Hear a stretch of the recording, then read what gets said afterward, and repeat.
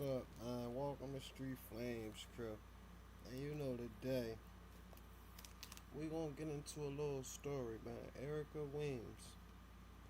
Erica Weems is LeBron's play sister allegedly, and around this time a lot of things been going on, a lot of championships, a lot of things, man. A lot of people reach new heights, a lot of things going on. Not insinuating. I'm not nothing. But y'all just gotta let me know what y'all think. Let me know what y'all think. Make sure y'all like, share, and subscribe, man. We get into this Erica Weems story, man. This Erica Weems story is crazy. It's crazy, man. Rest in peace to Shorty. Rest in peace to that young lady, man. But it's a lot of implications in this story, and it's a lot going on, man. But make sure y'all like, share, and subscribe, and stay to the end. We getting into the story. Let's go. It's the podcast covering the murders of Jessica Lynn Chambers.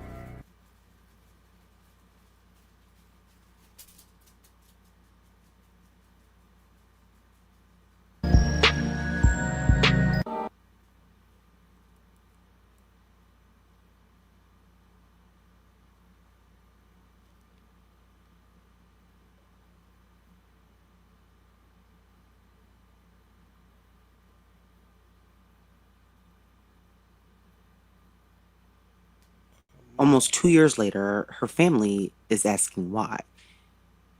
Erica was the kind of person that everybody loved. So the fact that someone murdered her in her home is still unbelievable. I've said this before, but when someone is murdered and no one is held accountable, the family that is left behind is left not only with the pain of their loss, but the pain of never finding out who did it and why. Erica was born on October 3rd, 1983, in Akron, Ohio, where she was raised by her parents, Brenda and Daryl Weems. Erica was the middle child. She had an older sister named Charmaine and a younger brother named Brandon. Her sister Charmaine told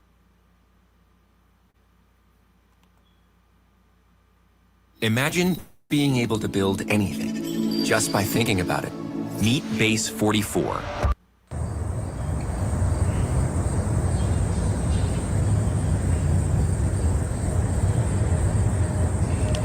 What is going on, YouTube? I am Lamont at Large. Today I am in Akron, Ohio with a question. Somebody out there knows who killed Erica Weems.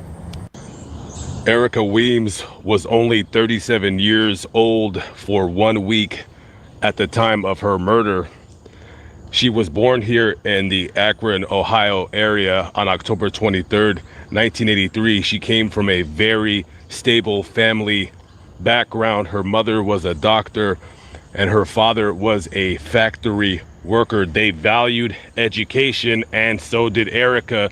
She went to the Ohio State University and got a degree in family sciences and human development, also acquiring a master's in teaching. Erica had moved down to Columbus, Ohio in 2007 to open up a daycare center, which was very successful, and that is what she did. However, the pandemic, like with a lot of people's businesses, she had to temporarily shutter her doors. Later on, she moved back to Akron to not only be closer to her family, but she also wanted to open up another daycare down here. And as things got better, businesses started opening up, she started looking for a building for her daycare. In the meantime, she was doing her daycare business out of her house, which is on this street right here on Hartstie Boulevard. So the last known time her family seen her alive was Halloween night. She was with her dad watching a football game Halloween night 2020. She told her father Daryl that she was leaving because she was supposed to meet up with a friend. She left. Now, it was a custom that she texted her father when she got back home, and he didn't get that text, but he didn't think nothing of it. So the following day, Erica was supposed to babysit for a family member. It was not at all like her to just. It seemed like she don't have no friends. It seemed like she's a good girl. So who would want to do that to Erica? Totally blow them off like that. She would always text or call if something were to arise. She was not that type of person to just ghost somebody. It seemed like she loved her family. So that day, she doesn't call or text anybody. The family's worried, but they said, okay, maybe she's busy. Maybe something came up. Maybe she's hanging out with her friend and time just got away from her. The following day, they still have not heard from her. The family wakes up. Their phones have no text message, no missed calls from her. Her older sister, Charmaine, very, very worried, goes with her I noticed them cars that keep coming by. Them bombed out cars. husband to her home to see if she's okay where she's at. Why hasn't she called anybody? The door was locked, but the back door was not. Her sister and her husband go through the back door. They go upstairs, and My whole thing is, what made her sister go there with her husband? If her and her sister is close up, what made her go? So she must have knew something wasn't right. Not it felt like something right, knew something wasn't right. she finds her baby sister splayed out on the bed, wearing nothing but a towel, dead. Immediately, she calls 911. They arrive with police, and there's nothing that they can do. She's dead. She's been dead for at least the better part of a day. A chilling last text message that she had sent her family member was, quote, "I opened my door to a complete stranger thinking it was you. LOL." That was the last text message that she sent. This murder has been unsolved. To a complete last text message that she had sent her family member was, quote, "I opened my door to a complete stranger thinking it was you." Who knew her phone password and things like that?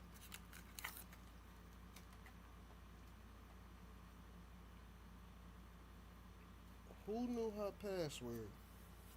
Cause that right there, this right here do not sound right. Who the hell knew her password? Y'all gotta let me know what y'all think. We're gonna get more into this.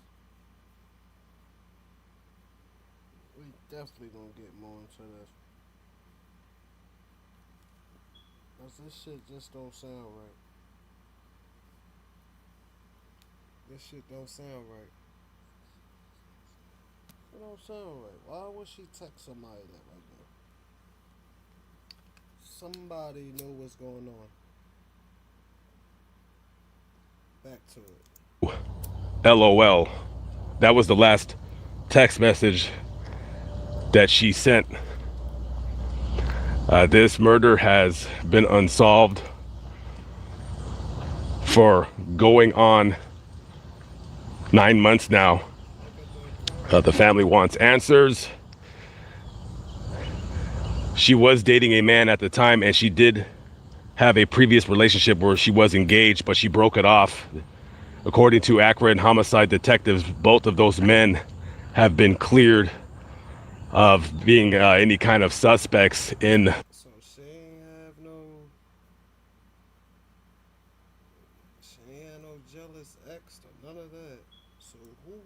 do that to Erica? The crime, and the house in front of you right here, this is where Erica lived, and this is where she ran her daycare. And if you can see in the back, I don't want to get too close because I'm not trying to snoop around in the backyard, but there are still toys from her daycare center. And upstairs right there is where she would have been found.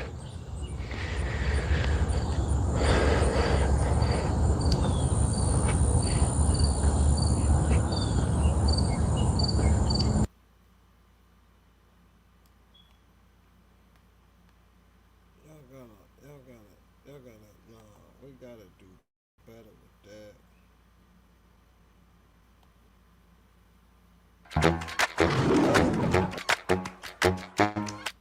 We gotta do better with that.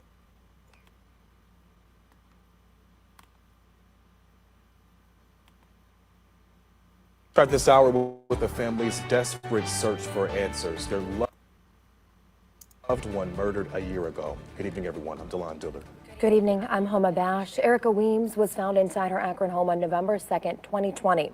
Her death drew outrage from the likes of LeBron James and even the offer of a reward from the Cavaliers. But still,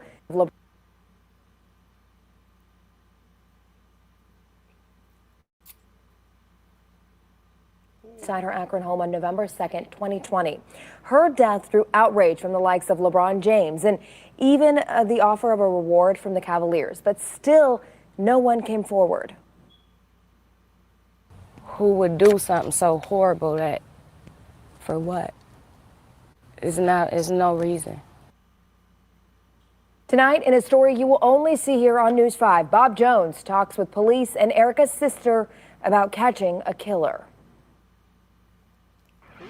Every day around her neck, I'll keep her close. Shermaine Weems Reed wears two necklaces with pictures of her sister, Erica Weems, engraved on them. My angel that I know is looking over me every single day.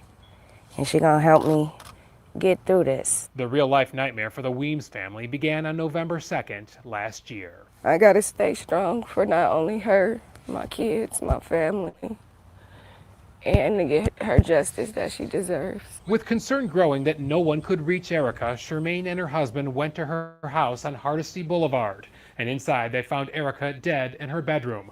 Someone had shot her. She's not resting until we find who did this to her. But who? Her family says Erica was kind, made meals for the homeless, and had recently started running a daycare out of her home. Her brother works for the Cavaliers, and the Cavs have offered a $10,000 reward in the case, with Summit County Crime Stoppers offering up to $5 grand more. The killing led to this tweet from LeBron James. "My city, I need you all to go to work and find out who did this awful, shameful, disgusting thing to such a caring, loving angel." I know it hurts and there's a gap, but I want you to know that there is not a time that we've forgotten. 1 year after the murder, Lieutenant Michael Miller stressed the investigation remains active, but detectives need leads from the public. We're just hoping that on the heels of this anniversary that it would stir the conscience of somebody to please come forward. As difficult as it may sound, Shermaine, her husband, and their children moved into the house where Erica was killed this past January. Shermaine believes this is where her sister would want her to be as the family continues their quest for justice. And it was personal. Like I said, it has nothing to do with me. It was definitely personal. Police are not sure if Erica knew her killer or if the crime was random, but Shermaine is determined to make sure her sister is never forgotten and believes justice will one day arrive. So I have to let it go and let God, and I believe it's gonna come to light real soon. Real soon. In Akron, Bob Jones, News 5. They don't want you to know about it. Hey, did you know you might get a big cash payout if you were in a car accident up to 1 year ago, even if you weren't driving? What happened to that girl?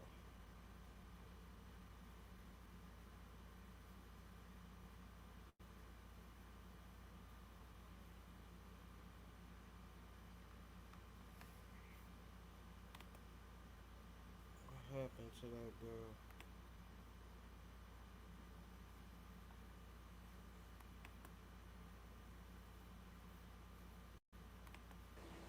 She was a 37-year-old woman found dead in her own home. And the more I read, I had a lot of questions, you know? And so, y'all know I had to share it with the team because y'all know how we do over here. You have to ask the right questions in order to get the right answers. So, I want to show y'all a couple things that I found and was trying to piece together. Come on, ride with me. On Monday, November the 2nd, Erica was found dead in her own home with a gunshot wound to her head. They found her at about 3 o'clock after doing like a welfare check. You know, her family was worried about her. And they found her dead. And come to find out, she's the sister of Brandon Weems, who's the director of scouting for the Cleveland Cavaliers.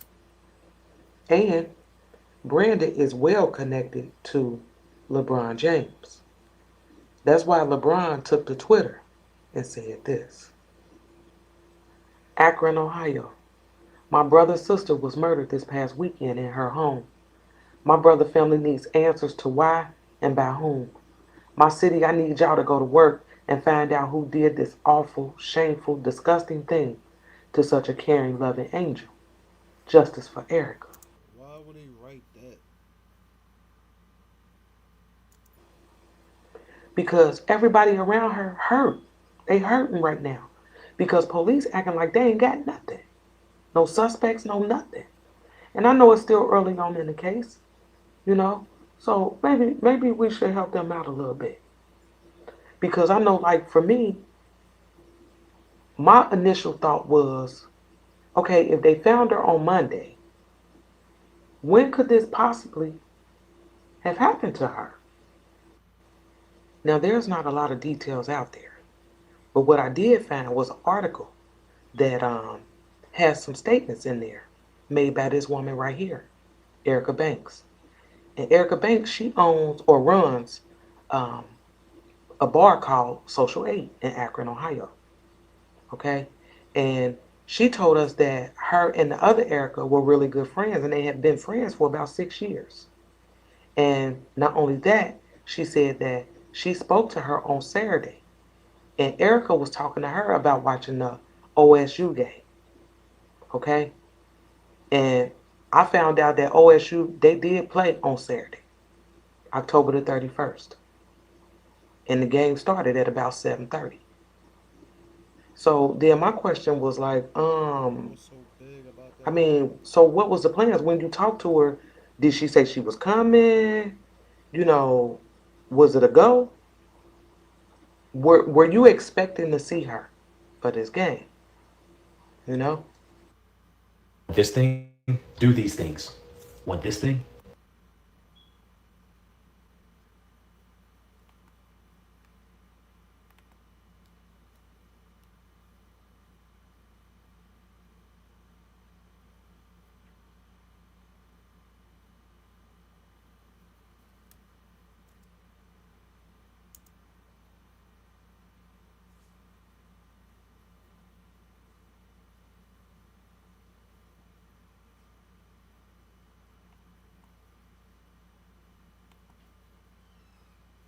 Playing with my videos, y'all.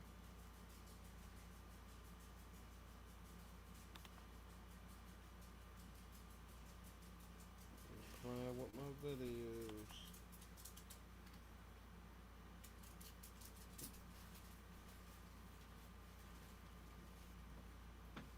I ain't trying to load.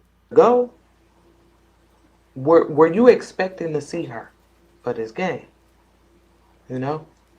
But then I found this article with statements made by her father. Her father said that Erica left his house at about 9 o'clock. He said that he told her to call him when she got home, but she never called. He said that he called her all day Sunday, no answer. Then on Monday, Erica was scheduled to babysit for a friend, but she didn't show up. So the friend called Erica's sister, Charmaine, and both of them went to Erica's house and found her dead in her upstairs bedroom.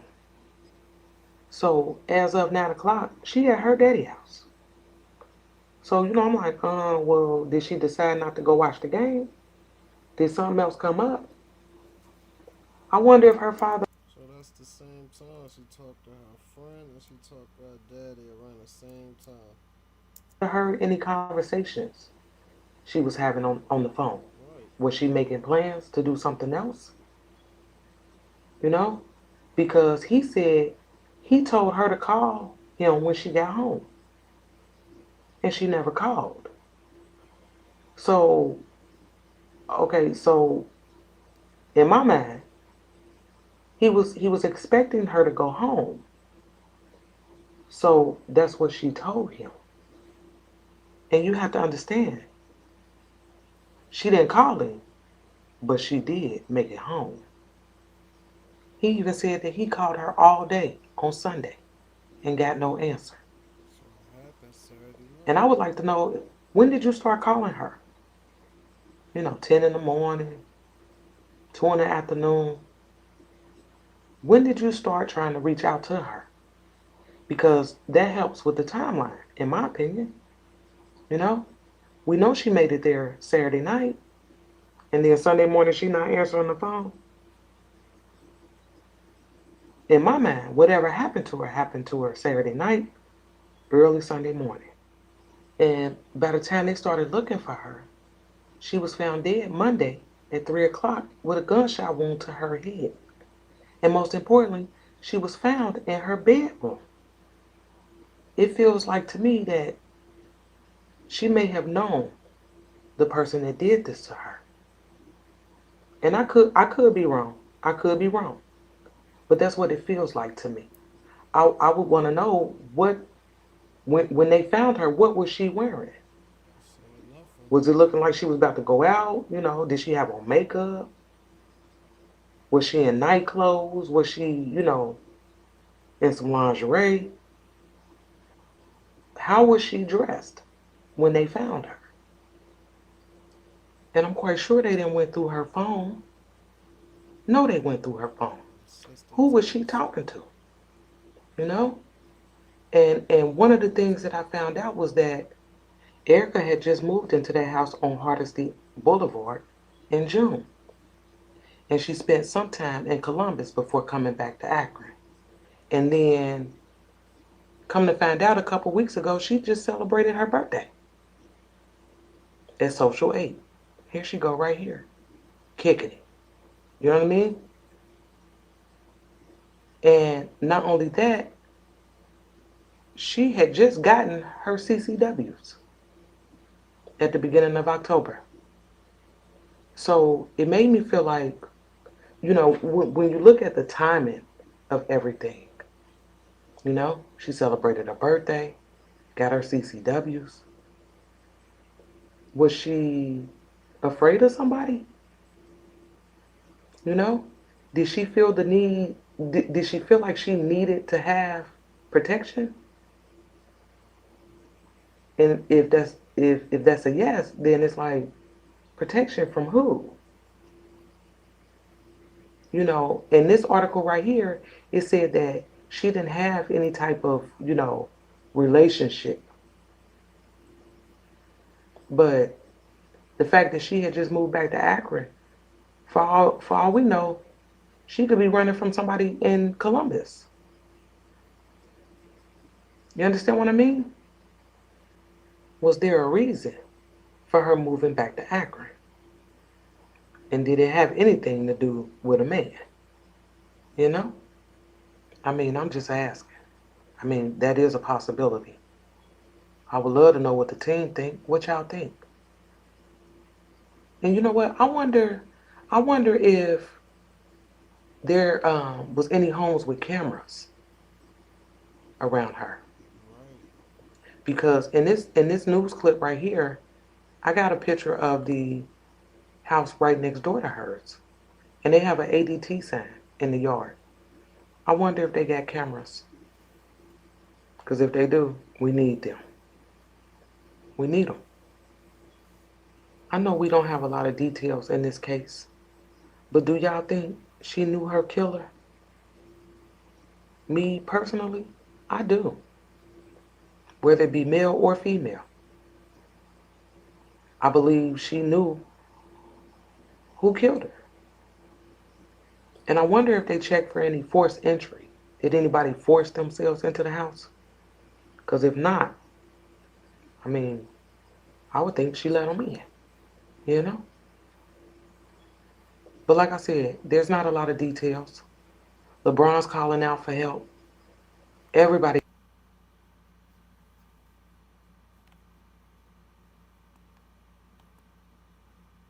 Even if I have to wait, he is God. Even if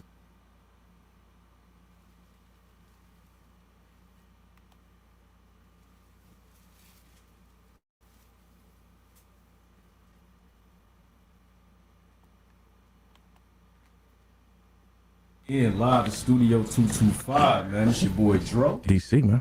And we kind of light today. We don't have. Yeah, we missing 20. We missing.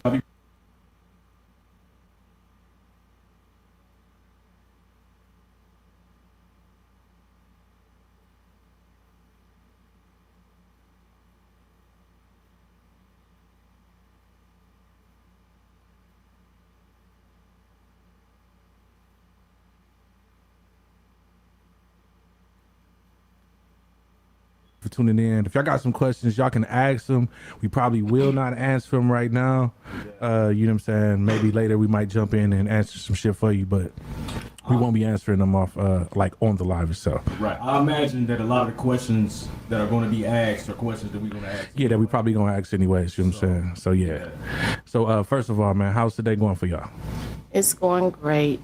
Yeah, it's The going sun was shining. Yeah, man, a beautiful Sunday day after all of this snow, right? Yes. Yeah, man. She Charmaine came with her husband, which is my guy. Yeah, no. Reed, he's in the building too, man. Oh yeah, man. You know what I'm saying? Over here with the big cookies sweater on. You know what I'm saying? Yeah, man. And real authentic over there. That I got for Christmas. Oh yeah, oh yeah, oh yeah, yeah. But like, let's not take away from your sweater over there too. You know what I'm saying? That's fly right there. Who yeah. put that together for you? Takia Garrett. All right, She Miss does Garrett. all my shirts. Yeah. Shout out to Takia. 1023. She actually made this for me for Erica's scholarship fundraiser. Okay. Okay. That's dope. Yeah. Hell yeah. Black love is a beautiful thing, and I'm happy y'all came here today. Yeah, together. You know what I'm saying? Definitely. 16 years. Oh, 2 hey, years hold on. married. Look, see, we got something to clap up Hold for. Clap that up. Oh yeah, I'm definitely gonna clap that up. I'm gonna take a drink on that too. Definitely, Me too. definitely. Cheers. Cheers. So we need to stand and know for that.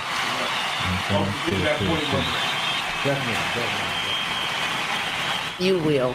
You guys will. Definitely. He's already there. Yeah, I'm working on it. I'm working on it. You know what I'm saying? And take your time. Yeah, you know what I'm saying? You know what I'm saying? I've been married for a while now, so. But I've been trying to hold it down, you know what I'm saying? You know, I always tell motherfuckers at the end of the day, as long as you tell motherfuckers that you love them, you ain't go to sleep angry, you know what I'm saying? As long as you don't sleep, we're not going to sleep angry. We can go to sleep angry. We can go to sleep. We were getting in the same bed. Yeah, I'm gonna hug you, I'm gonna cuddle you, then I'm gonna get hot, tell you to move.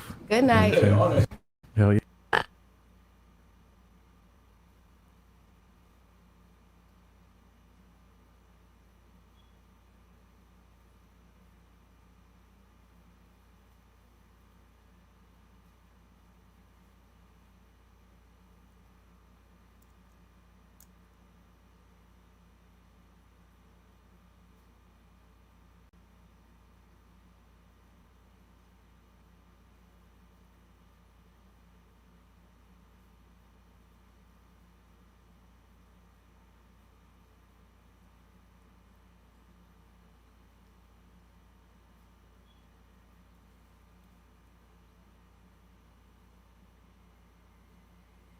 Us, you know what I'm saying? We are here for it. The Yeah, man. laughs, the cries.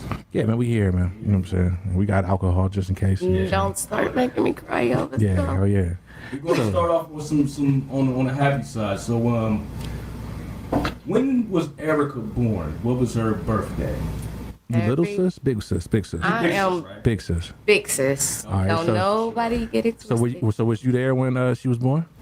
I was. Okay. And that was actually the picture I just posted on my mom's birthday yesterday. I had on a black and red striped sweater, and that's when she was being born. Okay. Yeah. Yeah. Peace to your mother too. Thank you. Her birthday was yesterday. Happy birthday too. Big 62. So, how did it feel to know that you was about to have a little sis in the world, or did you already have little sis, little bros, or she was the first? No, she. J-Ro, shout out to J-Ro. Everybody know J-Ro. J-Ro. Shout out J-Ro. So, he had my sister's Bumblebee car. Oh, you wasn't mobbing it? No. It's like, I can't drive, but this motherfucker can. I'm telling. Yeah. So I'm going down to Copley. I'm like, Mom. Because I was on my way. Yeah, seriously, man. You were the one who actually found her? My husband was the one who actually initially found her first. Before we get into that, let's get into some music first. Yeah, man, we could do that real fast. We're gonna play something, give us some time to take a few drinks, you know what I'm saying, catch our breath, and then we'll come back in, you know what I'm saying? Yeah, all right, cool. We still in the building, man. Again, like, if y'all got questions, make sure y'all ask them. We will not be answering them right now. We'll get you know what I'm saying? We'll get to them when we can. If they're questions. Yeah, if they're worth asking. I mean, not necessarily worth asking, but you know what I'm saying? If we can answer the questions without, you know what I'm saying, being disrespectful or anything like that, we got you. We got you. For sure. All right, man. We still in this motherfucker. You told us that. We still in this. I can't say that real loud because I probably got Granny Pam on the line. Just say it for you. All right, so Summer Walker was one of Erica's favorite artists, right? Yeah, she was one of them. Okay, we'll get into some Summer Walker real quick, and then we'll get back. Yeah, live at 225, man. We here. Old school back in the day.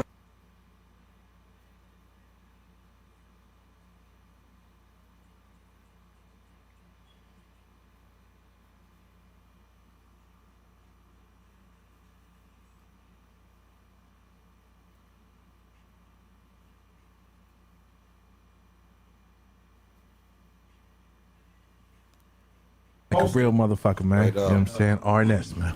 Yeah, man. So we about to get into some heavy shit, man. Yeah.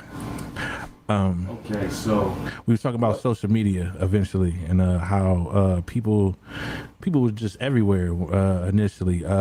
Before we get to that point, like, you know what I'm saying, what got you to your sister's house that day? Can I ask a question? Yeah. Okay, then go ahead. Do you think? What was your last conversation like with your sister?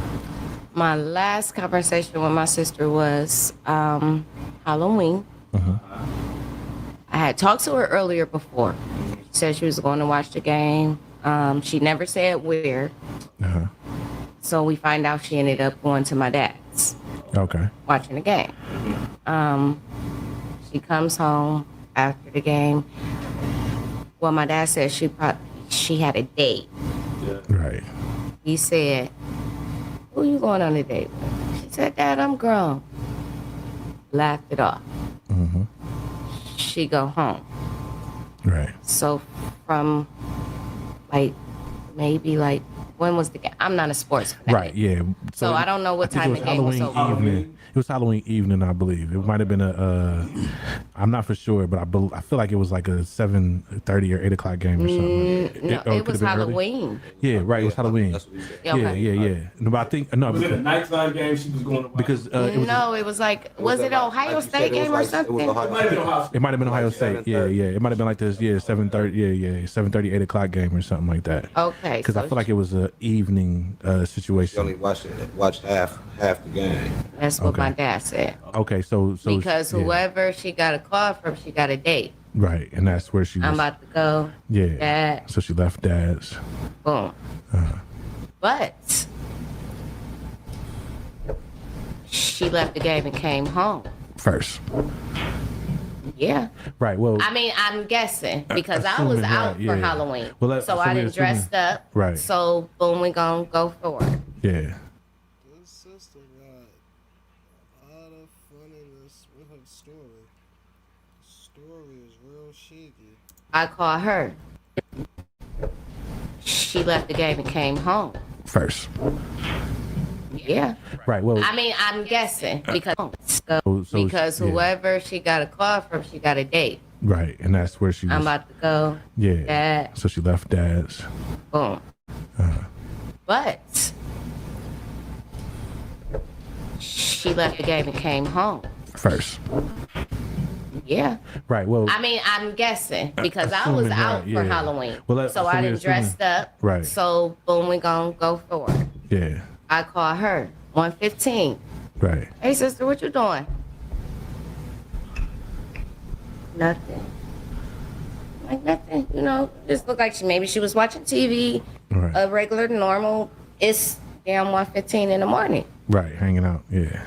Not like she having no damn party at 1:15. Nothing. Lights wasn't on. I know that for sure. Mm-hmm. The lights wasn't on. Right. So she was chilling 9 times. Probably. Yeah.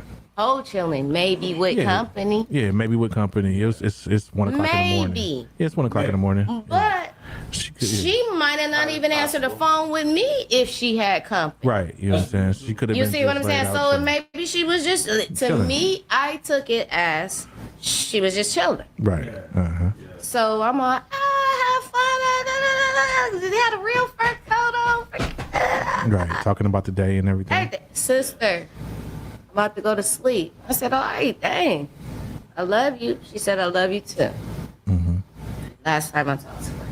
Yeah. Okay, so like DC said, what led you to her house that next day? We don't know. Yeah, we just. So what led me back to her house that day, she started her in-house daycare. Mm-hmm. Her, the baby that she babysat was my friend Janine's son, Gunner. Okay. I might all know Facebook too. Yeah, for sure. Yes. So like I said, I was at the house. I woke up with a headache. Boom, she called. I was downstairs washing clothes, so she had called me like 3 times. Yeah. Mm-hmm. But before that, I had looked at her story. I'm like, what is Gunner doing at white tablecloths? Yeah. Right. You know, text her, Right. but she never inboxed me back. Never said nothing. Right. So now she's calling. So I come upstairs. Hey, Shireen, you talk to Erica? I'm like, no. Right. Why? Instantly, my heart fell. Boom. I'm like, why? Yeah. I've been calling her, a car in the driveway. I can't, she was supposed to get Gunner. That's not like her. Mm-hmm. Oh. Right. I'm throwing on my boots as she talking. Hold on. Yeah. Don't worry about it. I'm about to go see. Call you right back. Right. Call my dad. Dad, talk to Erica. Yeah, she came over here last night, for the game. Mm-hmm. And she said she had a date. And I said, So why they said they found her Monday, but you talking about Sunday? with who? She said, Dad, I'm grown. Right. Left. Boom. Writing down Copley by this time. My dad called me back. Man, check in the garage. What the hell? All right, Dad. You know what I mean? Like, I don't got... Right. I'm gonna call you right back. Right. I just want to see what's going on. Yeah, like, I don't even know what that's about. Right. So now he's talking about checking the garage. Right. My heart is already all over the place. Right. It's all over my body. Hey, I'm almost here. Yeah. I get there. Whew. I get there. You got time. Take your time. I'm cool, because I done told this story over. Hey, bro, we got napkins over there too. Over. I got some. So. Closet.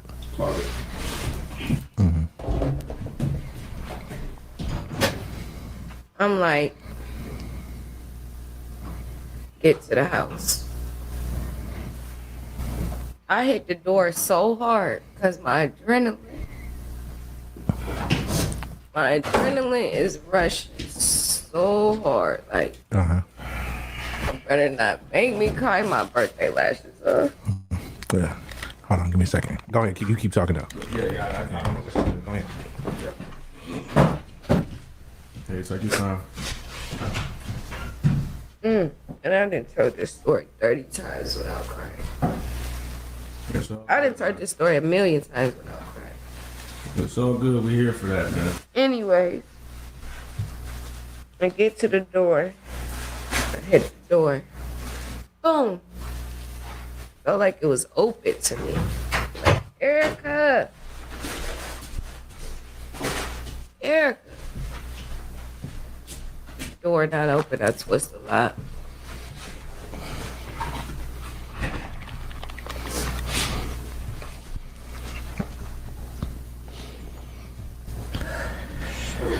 It's all right. You got time, man. Just, Twist the lock. Went open. Go to the front window. Try to push the window open. Went open. Oh shit. It's cool. Take your time. As much time as you need. Yeah, it's all right, man.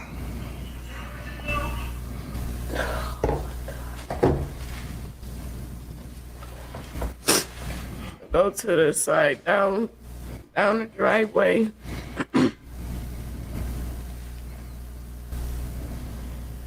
To the back. So, Erica had just got this gazebo. Me, the older sister, busting her out in my head because the gazebo is blown against the fence. I'm like, I told you to get this drawn down. Like, what is... So that was my whole, like, as soon as I go back there. See the gazebo, yeah. What are you doing? Why is the gazebo up? You just spent this money into this up against the fence looking like a pancake. Right. Whatever. Go to the one door, because it's 2 doors. It's the gazebo.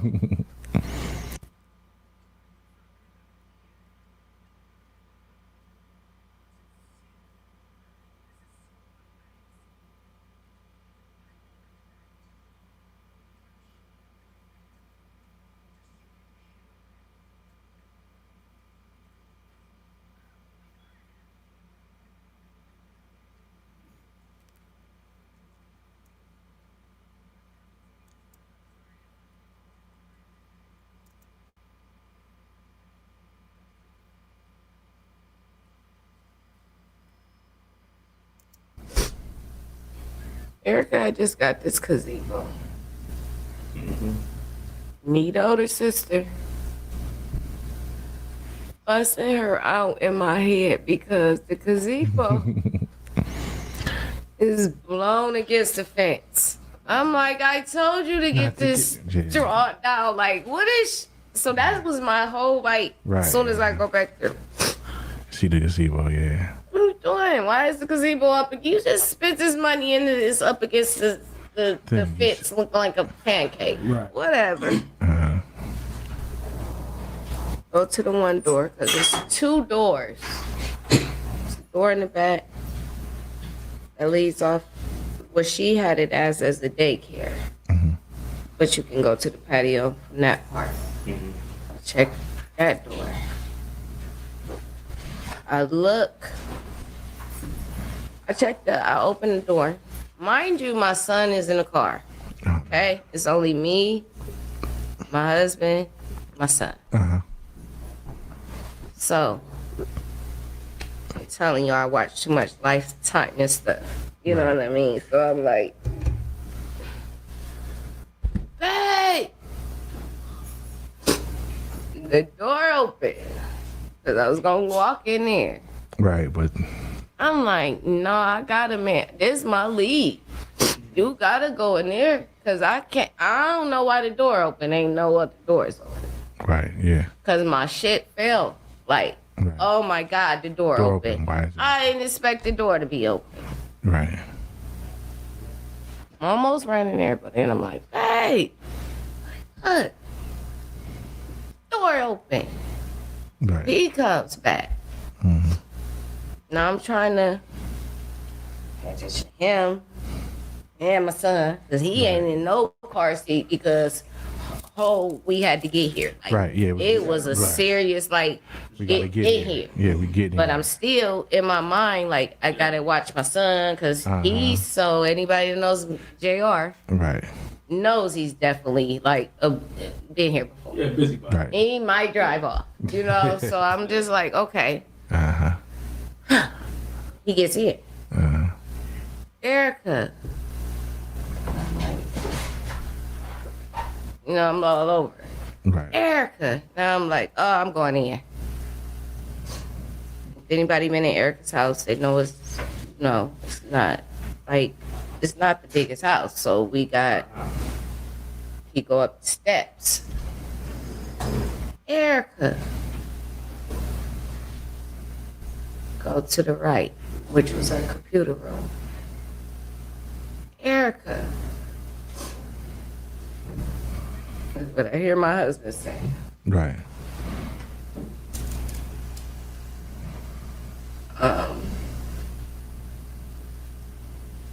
The next room. It wasn't no Erica. Right. No fucking Erica.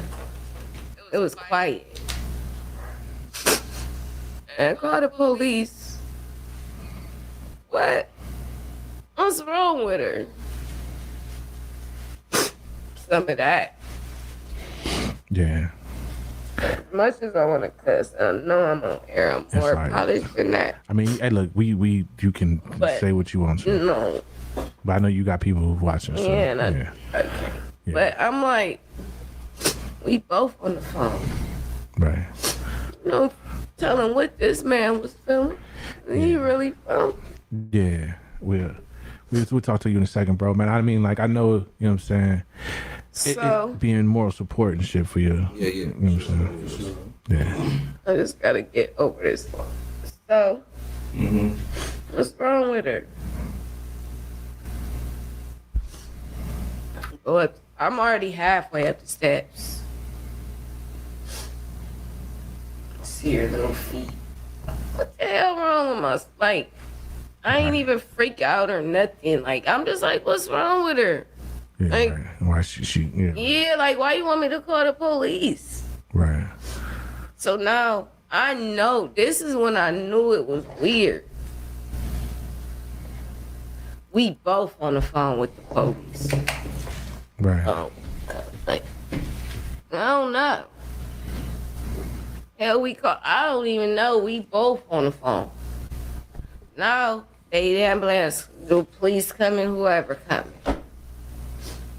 I didn't leave out the house, so I called my dad. Dad, like, what's wrong? I said, I don't know, because I wasn't going to tell my dad that. Right. I ain't gonna say I wasn't gonna tell my dad that. I didn't know. Right. But I know you gotta get over here. It's serious. That's what I know you gotta do. You got to get over here. What's wrong with her? My battery dead. Something my husband said, I'm on my way. Now that leave me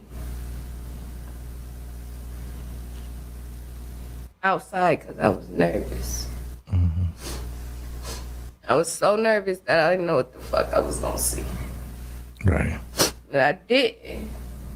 But then I asked the neighbor across the street as I'm on the phone, you see what? Like, you see somebody in here? Why? I don't know, because I still don't know what's wrong with her. Right. Man. So then, I'm like, oh, I'm Brenda Williams' daughter. I better go in there. She passed out. Did she sit? Right. My mom was always behind that computer. Right. My mom died. And she was Dr. Brenda Williams. Yeah. You better act like you know. I did. When I got up there, it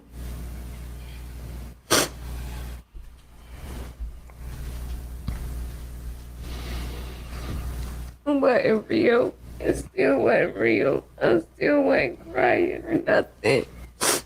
I wasn't nothing. I wasn't crying. I wasn't nothing. Because I said, Erica, you fucking scaring me, bro. Like this. I felt that shit. I knew. I did some crazy ass shit, but I was such a shock. I was such a shock because it ain't nothing I can do. The sis can't save you, and I don't know what to do. 'Cause I don't. Right. I don't even know what to do from here. All I can do is call Janine. Oh, something wrong. You right, because she called. And then I called her best friend. Then I called my best friend. She thinking I'm laughing because, you know, I'm so fucking hysterical. Yeah. I'm so you know, I'm just always laughing. She like, you ain't crying. I'm like, man, this ain't real. Right. And that's where we go back to where y'all asked me the question how Facebook run with. You know, it Right, just, yeah. you can tell whatever you want to on Facebook. They gonna believe it and run with it. Yeah, man. We are in a position now where like social media kind of runs the news. You know what I'm saying? Stupid. Stupid as fuck. People being thirsty for instant information. You know what I'm saying? And then when you put real shit on there, it's like, you're bragging or you, like, that's what it was for.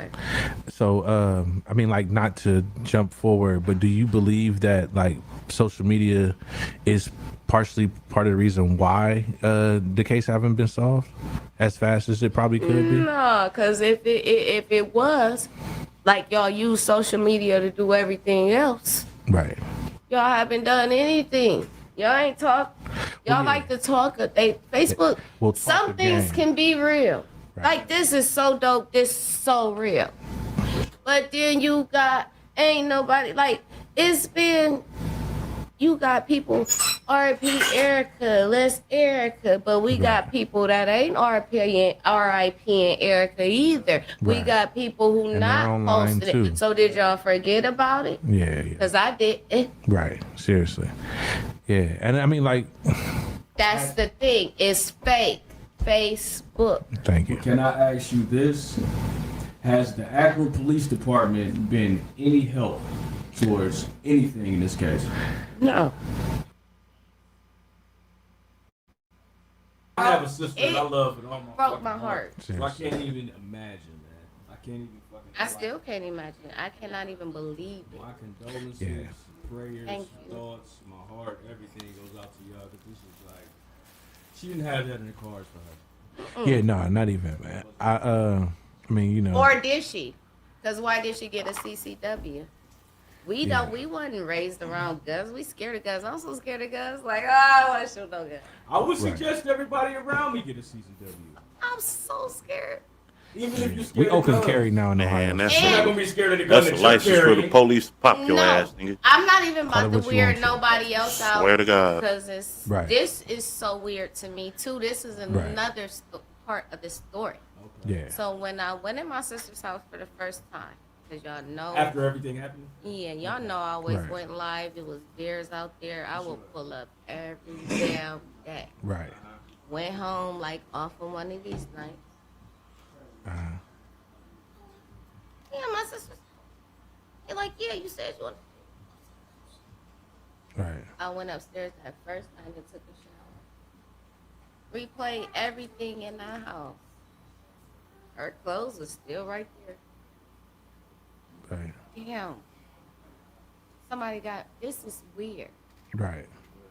Yeah. This is like first 48. Yeah. It ain't for the real. first 48 because we don't know who did it, so we can't have a story. We Right, can't. yeah, man. They can't come do the story. Mm-hmm. Oh, and then Nancy Grace. What, she reached out? Kinda. We was on a She ain't Nancy reach Grace. out, like, personally. She did like My how people we call is your people. Right now, how we doing this? She got one too, like online or some shit. She tried.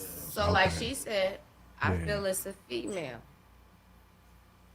Okay. Because Everybody of her entitled to their own thing. opinions. Yeah.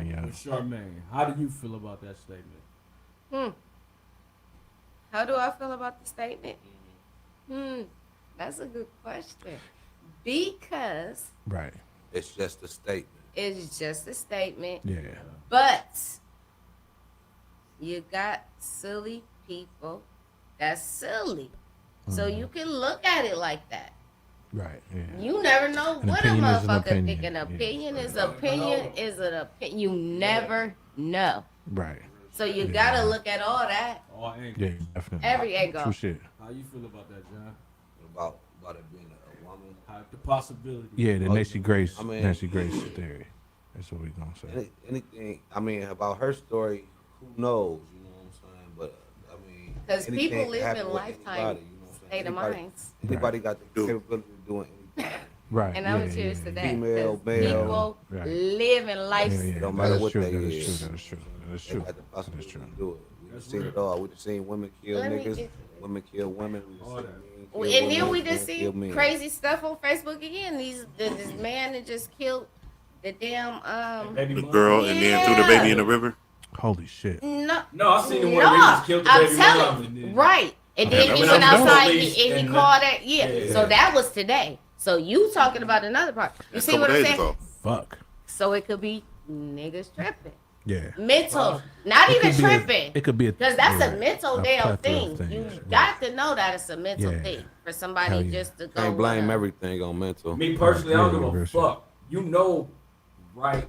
From wrong. Wrong. Yeah, hell yeah. Like, And there's And yeah. like the man said today, Honestly, I'm mental, sorry. mental. Only thing that registered for me with mental that would make some shit valuable with mental is like mentally retardation. yeah, for sure. You see what I'm Yeah, saying? but Got everything else, schizophrenia, yeah. got You- bipolar I disorder. see That shit, mentally man, that retarded wasn't a people on the mentally daily. You Y'all disabled cannot person. say that. At No, all. yeah, no, That's- no, that ain't look, got nothing to this do You with see person what I'm wasn't saying? You mentally don't know disabled. what mentally look like. Because Yeah. mentally Yeah. could look like me. Yeah, no, I was. Mentally, you enough. don't know. That's real. That's real. Because You really don't know we what did a have this mentally conversation, like I he's mean. like the man said today. I didn't trip out. Yeah. I flipped out. Maybe the girl did something. Maybe she did. I'm sorry. I'm in the wrong. I'm about to go out here That's and the shoot thing, at though. these If police, I'm mental, and I'm can about I honestly tell you, I'm like, you know what? I'm mental. Nah.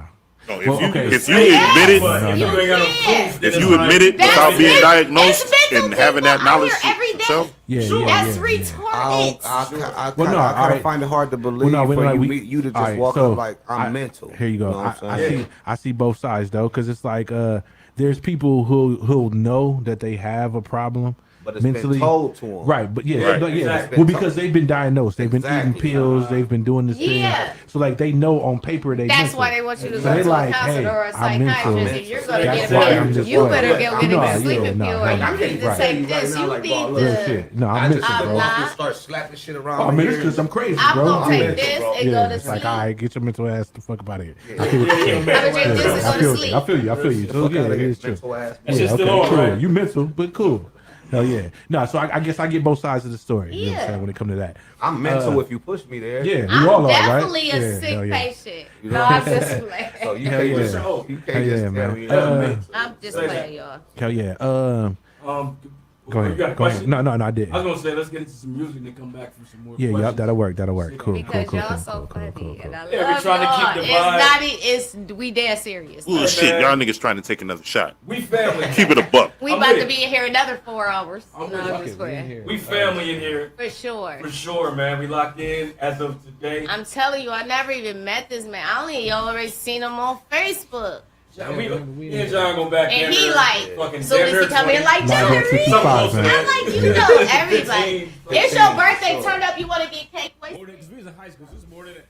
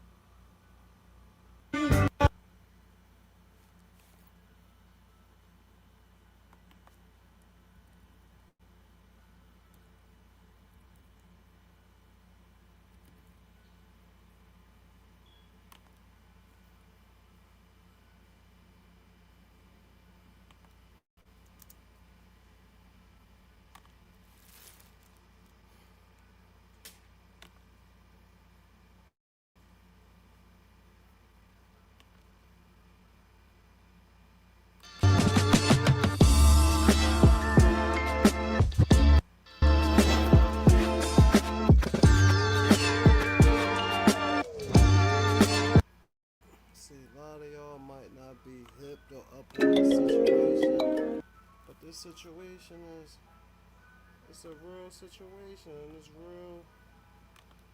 was real spicy. And it just had you thinking, who's really behind it? Was it a money play? Was it a business play? Was it a silencing a person? What? Y'all gotta let me know what y'all think, man. Back to the action.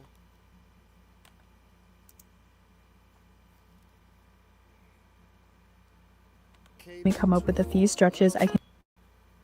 Neither has the KB24, Kobe 24 forever. Remember that. brother. They thought he was an only child. Now check this out. So Erica Wings went silent on that Halloween night. And we all know, if you know about sacrifice and Halloween, okay? And somebody was trying to call her, but all of her calls kept going straight to voicemail. So seemingly Charmaine stepped in, and this is her sister, allegedly. And you know, she said she talked it over with her husband, that her sister was not answering the phone, and she didn't have a good feeling about this, and she wanted to contact her to make sure she was actually good and all right. Charmaine said that her mind was racing. She started panicking and getting more and more worried about her sister and not knowing why she was not answering her phone. So after some time had passed, Charmaine says that her and her husband went over to her sister's house, and they found Erica's back door unlocked. And they said as they stumbled inside the home, they saw the children's toys from her daycare, business strewn across the floor as they continued to step into the home. Now guys, I'm not trying to be funny or anything. We're reading in between the lines and paying attention to the details. Now, when I explained in the beginning about Mrs. Erica Wings, it seemed really, really golden how I expressed that she owned her own home and she had a daycare business. The lady didn't have a daycare business like a facility. She ran it out of her home. Okay, I just thought I may add that.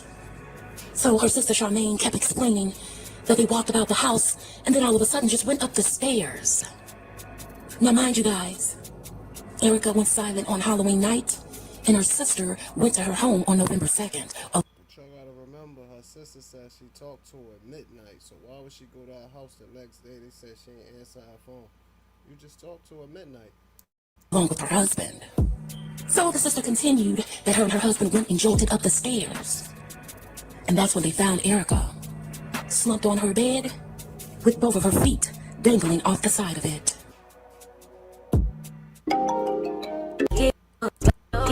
Here is I don't even know what to say. Thank you guys so much. Real talk. Just hitting the comments and simple interactions. Definitely when you hit that thumbs up button, it's helping so much. Real talk. Shout out to Trap House Kitchen for keeping up on us also.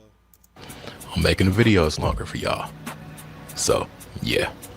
Real quick, make sure you check on your people. Let them know you love them. It's getting warm and it's getting wild out. Don't overlook it. Don't think you're too good for it to be you and all that type stuff. But be careful. Check on your people, y'all. Y'all seen part 1. This is part 2. Erica Meeks. I don't know what I was thinking about. Erica Meeks. The numbers. It's still unsolved. It doesn't sit right with me. Not whatsoever. This whole thing does not sit right at all. And it's more so the numbers for me. More so than anything else. The numbers. From the address to, yeah. Let's continue part 2. If you're here, let me know where you're tapping in from. Let's go. But if we can read in between these lines about the situation that is occurring and pay attention to the details, it should not be that hard to decipher what the truth is right here. Please do not come into my comment section and say, oh, she's grown, she can live wherever she wants to live. That was her choice to stay there. She didn't need any help. Blah, blah, and blah. Because for one, LeBron James broadcast this young lady as being his sister, which means he... Come on, man. You broadcast her to be your sister. If she wanted to live in the hood, which I know she did not, you should have made an executive decision like, hey, no, this is where you're going to move. You're going to live here. You're going to move somewhere better. And if you really wanted to move, pay off the years, some 5-6 years of property tax, if not 10. buy the house, buy the land. I don't know what it is, y'all. Now, when I asked Lil Homie, the multimillionaire football player, I'm like, bro, you okay? Is everything good? What's on your mind, man?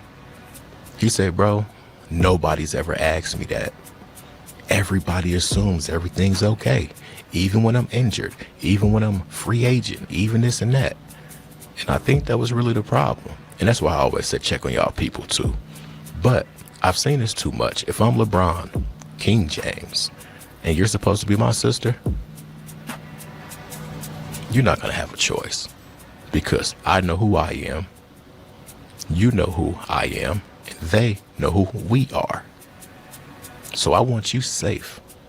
You might not even need to be in Ohio.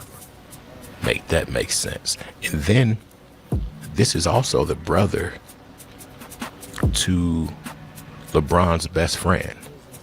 Oh, this is a sister of LeBron's best friend.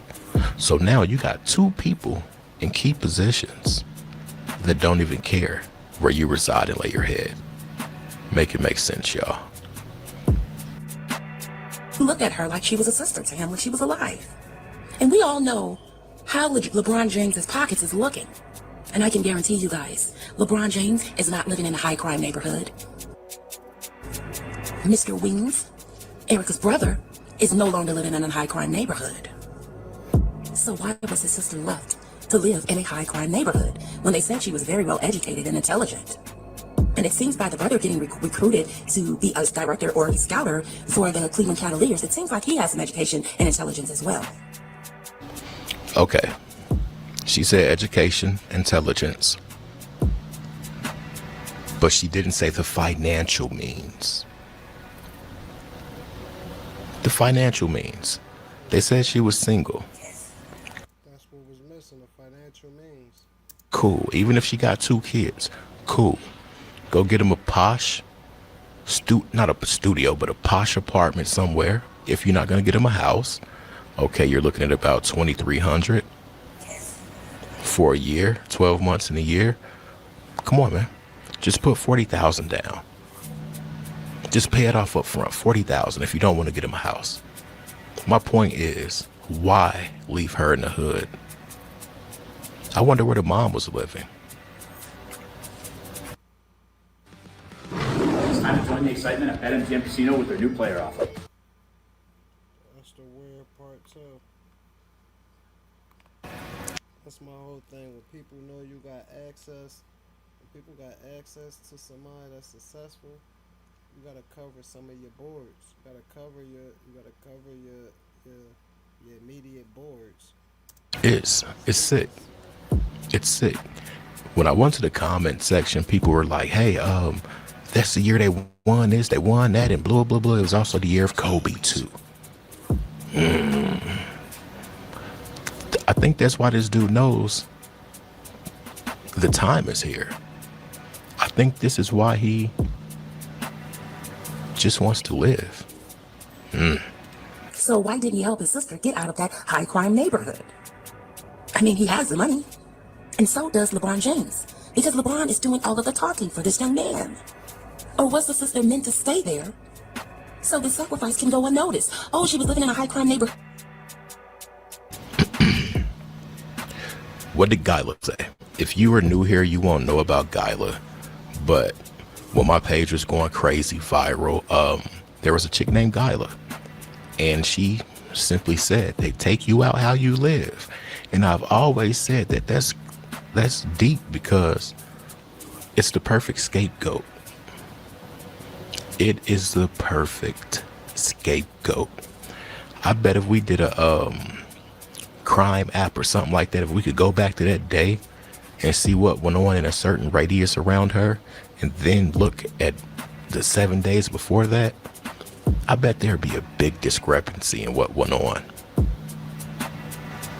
I bet it would. Some people say these people know who and what they have to do before they're sent to do it. And I'm really starting to believe it. Real talk. I ain't gonna...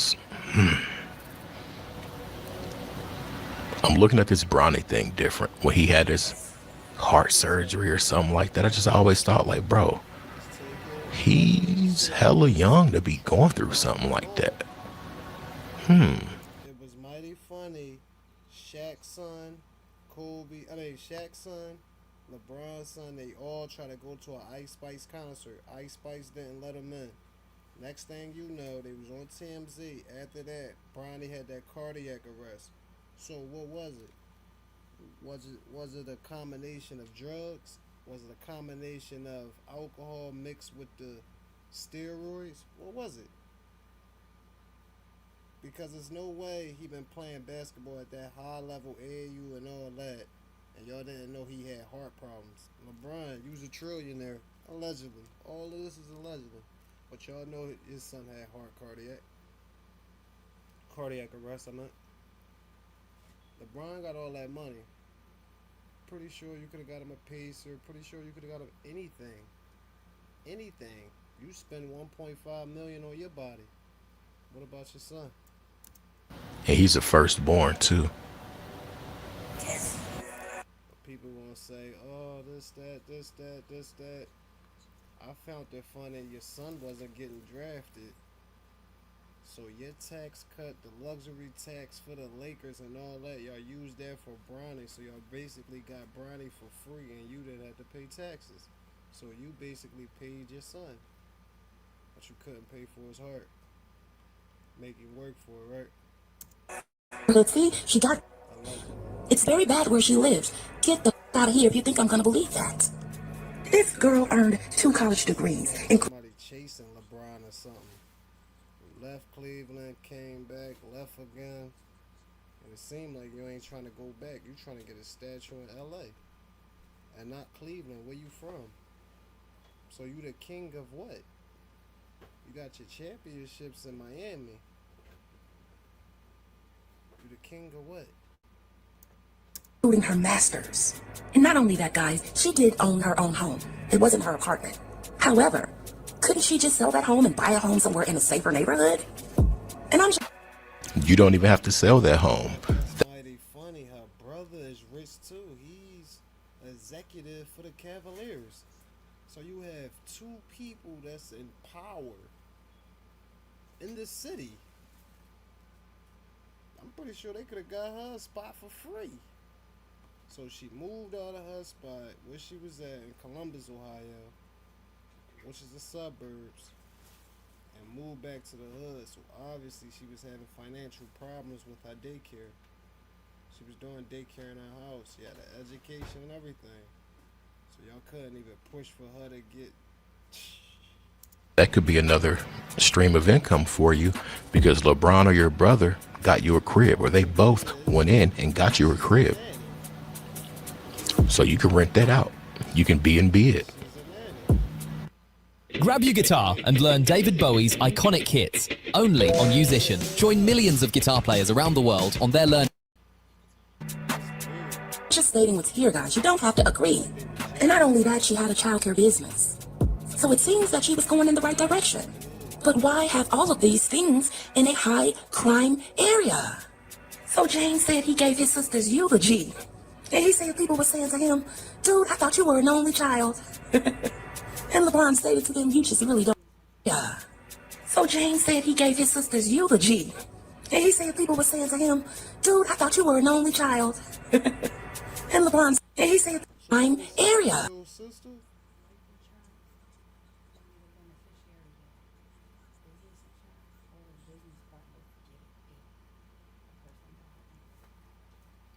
So when you listening to this just makes sense. This just seemed like a business sacrifice. It's a business insurance. It seemed like all 4 of them opponents got the money. Seemed like y'all got some type of money because how did she come from high middle class all the way back down to where they started at, and your brother is a multi-millionaire? Well, LeBron's supposed to be your brother. So James said he gave his sister's eulogy. And he said people were saying to him, dude, I thought you were an only child. And LeBron stated to them, you just really don't know my story. LeBron, you tell all of your business anyway. You should be the last one saying that somebody don't know your story. However, before this lady was murdered, you guys going to do the investigation and research, you don't see her taking a picture with LeBron or her brother, Mr. Wings. You only see her on pictures by herself. So this is some bull. That's just like family members you know you don't fool with. And then when they pass away, there are no pictures of you with that family member. So this is some. Pay attention to the details. Where are the pictures? Why isn't LeBron posting any pictures of his sister and him on his Instagram? Do y'all think they had her marked out? But then again, it's like how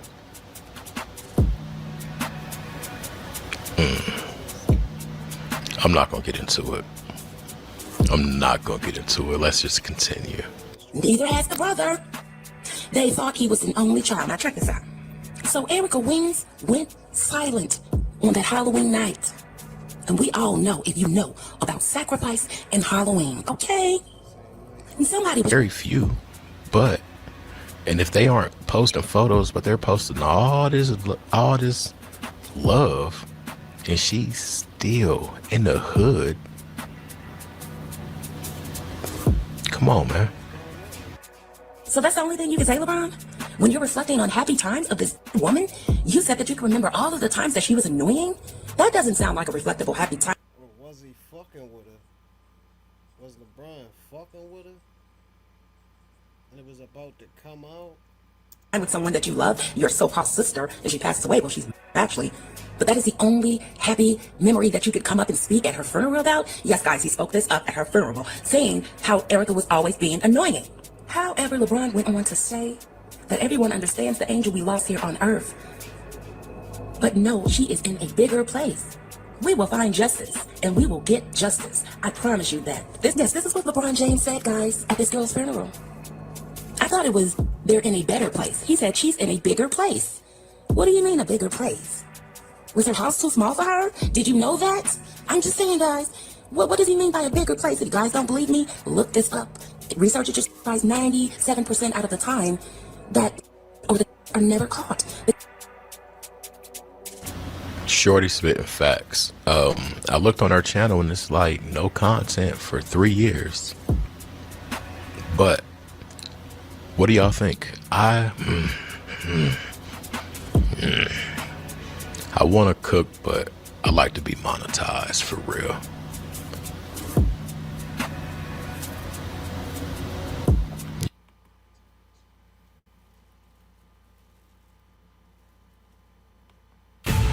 Bob told us that they were going to test the alien craft that night. I have seen extraterrestrials. Look at the Lakers' record, 36-9, 369. All right, what does Nikola Tesla say about the numbers 369? I'm gonna put the quote up on the screen. This happened in Philadelphia, the hometown of Kobe Bryant. LeBron passed him, and man, I don't know how all this works, to be honest with you, bro. I'm just giving you guys like what we're given, the facts, right? I'm just giving you what we can see. So yeah, man, not a coincidence. Not a coincidence. Look, the snake is on the court too. Heard the conspiracy that Big took out Kobe Bryant? Whoa, no, I have not. That's crazy. So he was in a legal battle with this company that was using the Black Mamba name to sell these energy supplements. Apparently, not only was he suing them because they were using the Black Mamba name, right, but also because they were labeling these energy supplements with. Whoa! It was like to get people more addicted to yeah, them so that they keep on buying them. That's crazy. He was in a venture capitalist partnership with someone named Jess. And there's this weird conspiracy that he might be linked to it in some way because Jess was invested in those 3 separate companies that Kobe Bryant was suing. Wow. And the thing is, his court date was 3 days before he died. So they may have been like, look, he can't show up to that. Something that really pushes this for me is the thought of, you haven't heard anything about it, right? No. But if Kobe Bryant went and testified, and he had been talking about then it, we would have heard about it. A lot more people would have heard about it. Yeah, he's one of the biggest athletes of this generation.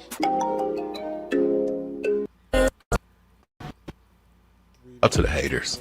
Like I used to tell my chicks, you gonna get this work. Period. You gonna get this work. Whether you like the intro or what, you gonna get this work. Shout out to dude that said, I subscribed because I thought Trap was a gangster.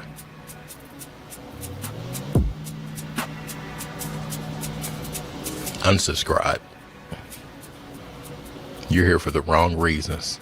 That was almost worse than the dudes talking about they want to see my... Anyways, thanks for being here, y'all. Y'all make it all worth it. We're going to review and react to some clips. Y'all seen the intro. Listen, these theories are interesting to say the least, and they're just that. Theories.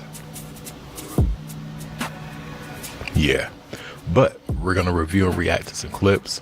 I got a great LeBron upload. It's almost like a part 2 to the last upload that we did about the sister. Yeah. Anyways, 2020. Kobe, the sister, LeBron's championship. Some people think it's different type activity. Some people think it's just life. But who's to say? Let's get to the content.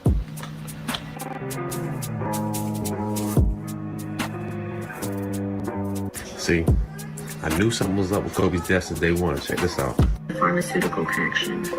John Kapoor, the big investor of high-tech pharmaceuticals and executive of Insys Therapeutic Corporation, is now serving 66 months in prison for his Black Mamba Hyper Rush energy pills with Kobe Bryant was in the process of suing the company for brand infringement. Now with this case, we have Insys Therapeutics and Acorn Company, which owns high-tech Kobe Bryant was scheduled to go to court on January 29th, 2020 to expose these companies, but he on January 26th. What is so strange about this?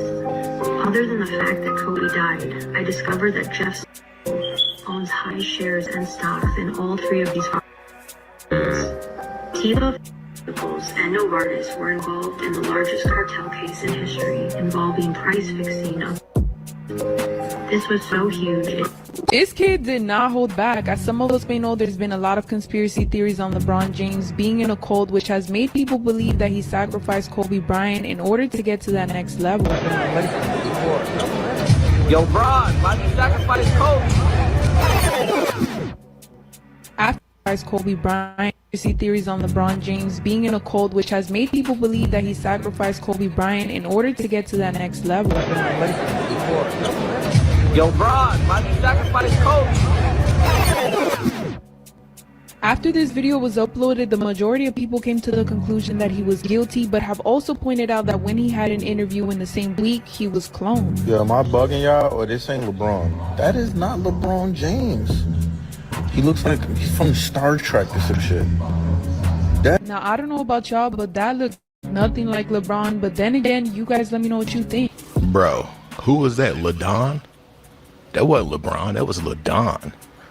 Man, that looked like somebody with a with the facial mask on. For real. What do they call that? I forgot what they call it. My mind is racing right now.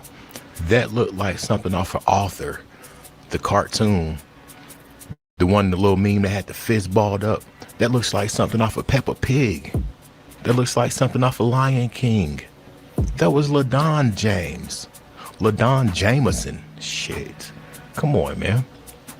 The only thing that I could think of to make that man look like that is one of them surgeries that them people be getting when they get the little hair transplant and stuff, and they come from Turkey with the swollen head. Dude, whole face was swollen.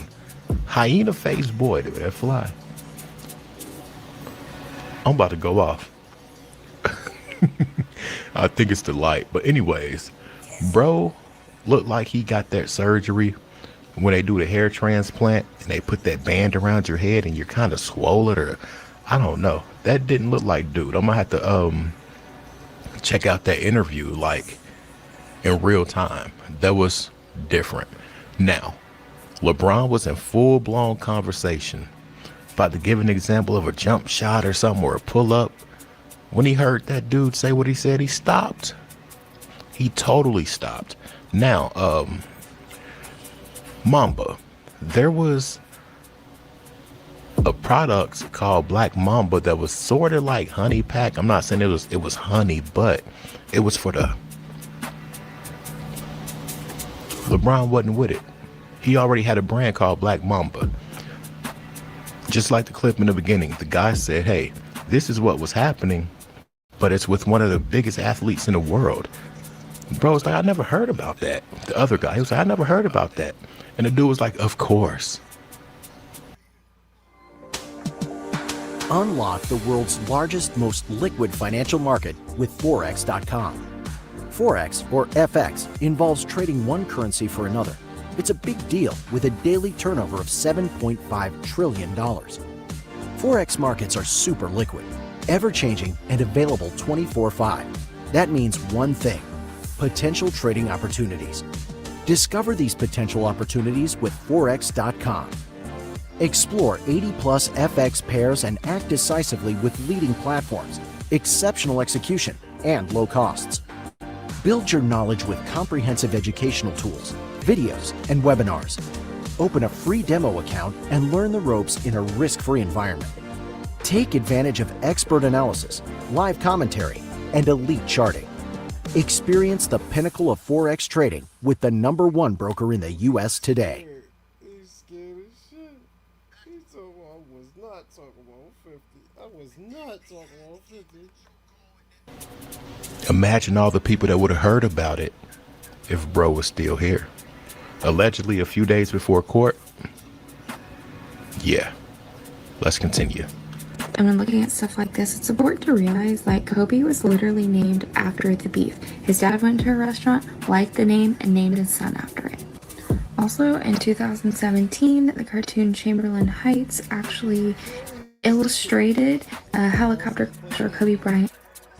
Now, further mindfuck, so 29 years before Kobe Bryant's helicopter, there's another helicopter that wasn't quite so publicized, but this is where John Hines from the Hines family, in kind of mysterious circumstances, and shrapnel from his plane actually crashed down at Lower Merion High School, where Kobe Bryant played basketball in high school.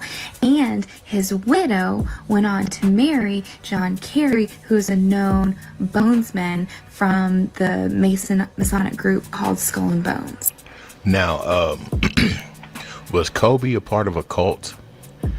I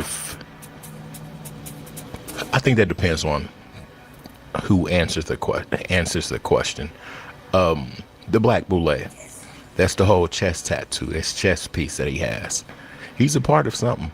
He's always throwing up that loser sign. Like, he has 2 loser signs that he puts together that he always throws up. And yeah. Now, real talk though. If that last clip is true and debris from that helicopter showered down around or on Lower Merion School, I'm looking at this thing totally different. Just think about the folklore. Just think about the aura that creates for that school. The feeling like, oh my goodness. Just a piece of the situation is there where he went to school and played ball at. That's different. The cartoon came out before that situation happened, but people referred back to that cartoon and they pulled it off the air. Now that's wild. That was almost equivalent to what the Simpsons be doing, allegedly. Let's continue. We're not done yet. This coincidence, if you even want to call it that, will literally send chills up your spine. If we go back even further, this little short film, or if you want to say commercial, should have been seen as another red flag.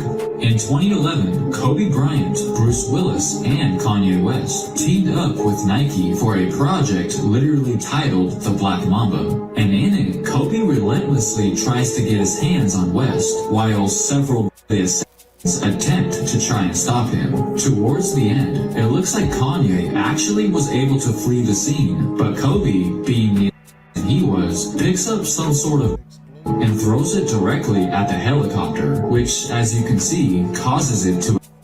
Now, fast forward to the tragic event that film chills up your spine. If we go back even further, this little short film, or if you want to say commercial, should have been seen as another red flag.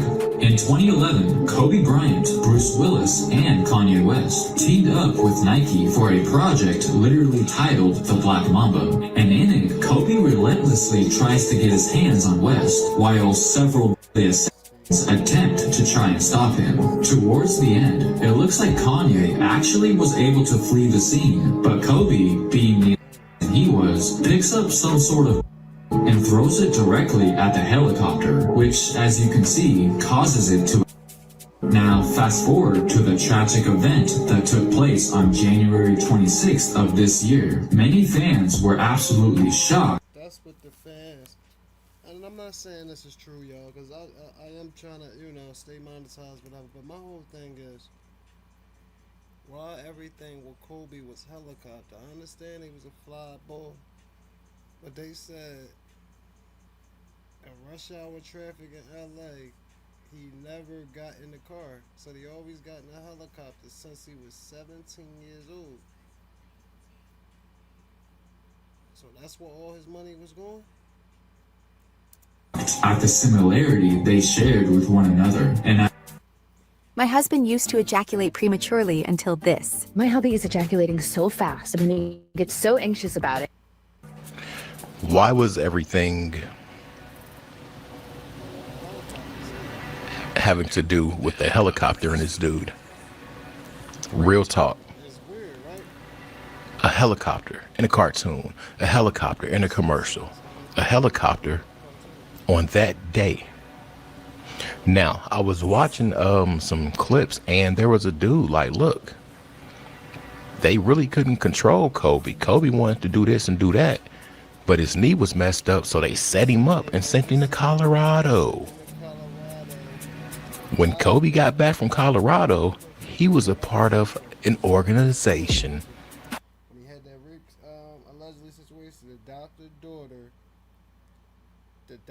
daughter was flirting with him. She was followed him to where he was doing his rehab back for his knees, flirted with him. Boom. Then he found out she was working at a hotel. Boom. Took her upstairs. I mean, she dropped something off for him. Something he needed because he was rehabbing. Some ice or something, or towels or something. She dropped it off and stayed in her room. And then the next day, she said it was rape, but the whole time, the whole time, it was all orchestrated through the owner because Kobe was trying to leave. It's crazy. When Kobe tried to leave, the owner said, "Why you want to leave? Go work on your knee. I got a place for you." Sent him out there. So they orchestrated all that so he could stay there in LA. Ain't that crazy? That was where he got the surgery, as if there weren't qualified surgeons in LA or surrounding areas. And it's crazy because why did they tell? So when did he? So that must have been the first surgery. So I wonder how many surgeries did Kobe had, because I know around the time when Paul Gasol came over, he's supposed to went overseas for his knee, and they're supposed to have got horse sperm or cow sperm or something, and they need cartridges or something. I'm gonna do some research on that for y'all. I'm gonna bring that up. But he had to go out there, get the surgery and this and that, and he got humiliated. I don't believe any of that happened, but if you know, you know. Those things allegedly happen to level up or solidify your ranking, or let's just get to the next clip. I don't know if I downloaded it, but it was an interesting clip to say the least. Kobe Bryant never was a part of the Boule Secret Society until he came back from that mess in Colorado. They couldn't control it. See, if they can't control you, they will set you up to be blackmailed. So Dr. Jerry Buscaglia sent Kobe to Eagle, Colorado to get his knee worked on as if there's no knee doctors here in Los Angeles County. Now, from what I heard, Kobe, after they traded Shaq, traded Nick, got rid of everybody, he wanted to leave.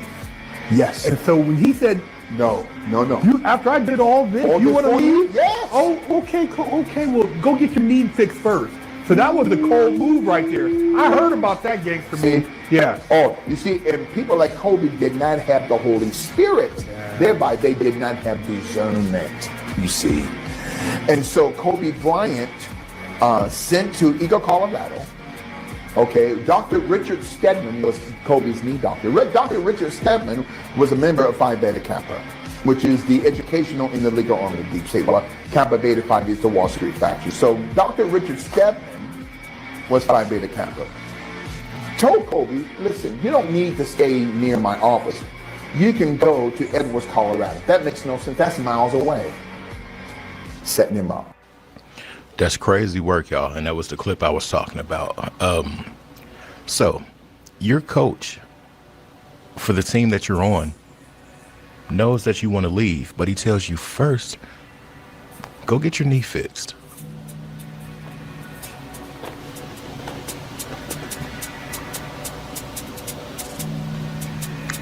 Why do you care?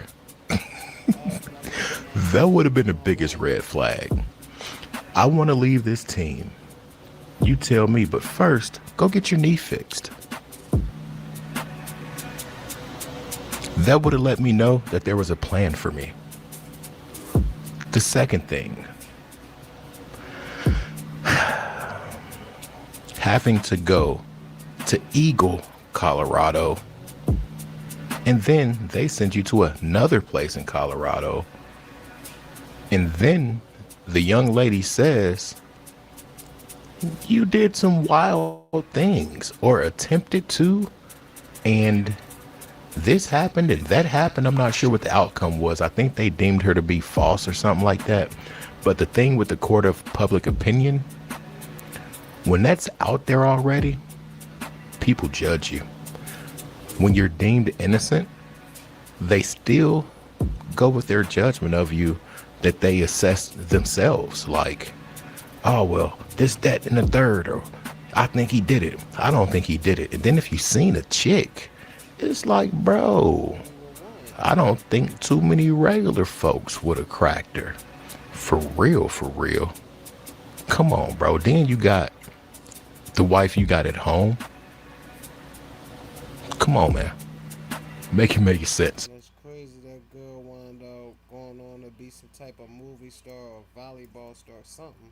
Like, I feel bad for the people that believe that, but where I was in my life at that time, I knew it wasn't right. I wasn't into all of this stuff that I'm into now, but I knew that situation just didn't sit right. And that's discernment. Just like the dude said, he didn't have the Holy Spirit within him to possess discernment. Like, come on, man, just peep the signs, bro. I was like, nah, coach, I'm gonna go handle that myself. I got the means to do it. I got the resources. I got the blah, blah, blah. People will love to work on my knee. I'm Kobe. Let's continue. Hey everybody, Peach here, and today we're going to take a look at the Speediance Gym Monster 2, which is an all-in-one Bruh, I just watched this video, right? And I had to double take real fast, and this is the first time I've ever seen anything like this. I did a little more research, and other people have seen it too. So it's not a fake, man. And you put in the search, when did Kobe pass? And it's right here. It says the date of assassination. Now that's crazy, man. That's crazy, bro. And it's just not. It's not a coincidence that Kobe was coming into, you know what I mean, ready to start owning some things that the elites did not want to be owned by Kobe. And he happened to be in a helicopter, and then that accident happened. And the same thing that happened in the Simpsons show, right? Like that's just crazy how it all worked out. There's so many different videos where people are speaking about this. And then you got a whole lot of other people out there, and everybody's providing the proof, bro. And you got a whole bunch of other people out there in the comment sections that just don't believe that this is happening. They're just blinded to see that our government and the industry is evil people, and they are doing these evil things. Like, how do you not see it? That right there says, and I easily went and I checked it, right? I did it in the search on my iPhone, right?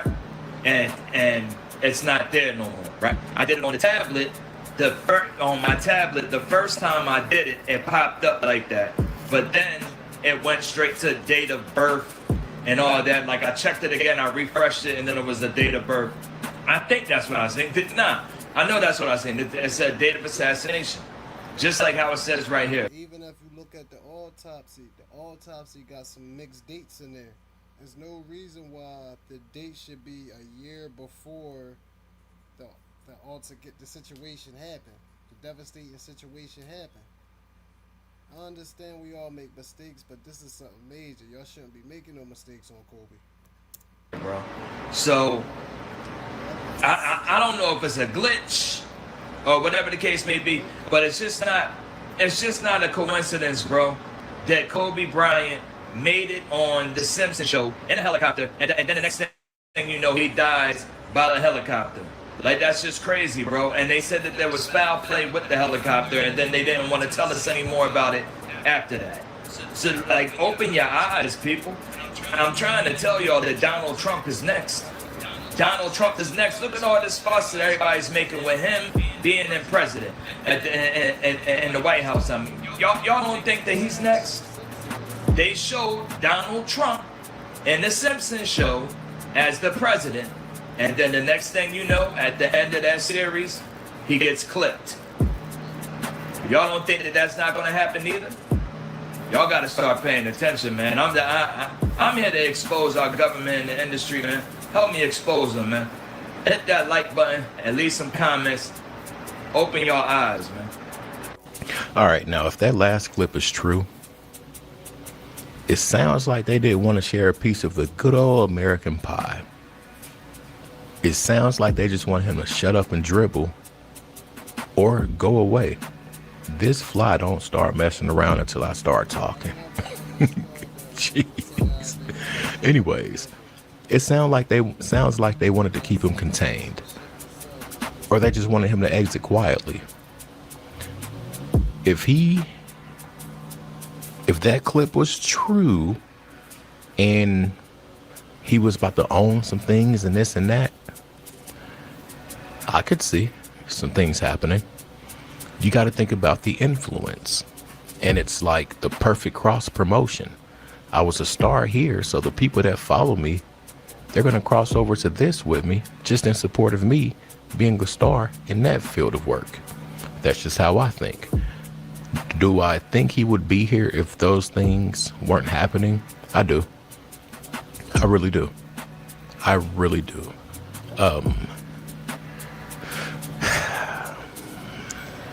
I've been watching some interesting movies lately, and I've always told people that the inspiration comes from somewhere. I wouldn't put it past some people to have behavior to the point where they'll almost go to any limit just in the name of control. If you made it to this point, say I made it, let me know where you're tapping in from. Let me know what time you got the notification also. As y'all can see, it's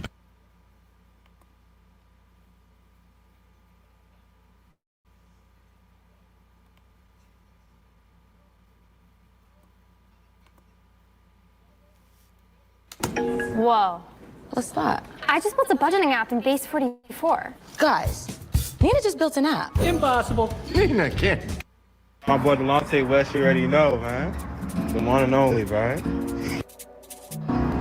You already know. I want to name him Delonte West Jr. just because of that. I don't want my son going to school and people making fun of him for something his daddy did. And he go to school, oh, then your daddy had sex with LeBron, mama. Did you play LeBron James? Yeah, we played on the same team for 3 years together. So you in 2K? What's your name? So you didn't invest your money or nothing? I took care of all my family, made sure my family, their kids, everyone went to college, we had homes. And they don't do nothing for you? I stand on my own too, I just, you know what I mean? I don't look for anything in return. Keep working hard, Jimmy on the beat, boy. Let's get high, yeah. Family, we are back. Thank you guys for being to like a certain point. I'll extend the videos. I've been keeping up my end, and y'all been keeping up y'all's. Shout out to the donations. Patricia from Australia, shout out to you for real. Shout out to you. The comment section. The comment section. I never knew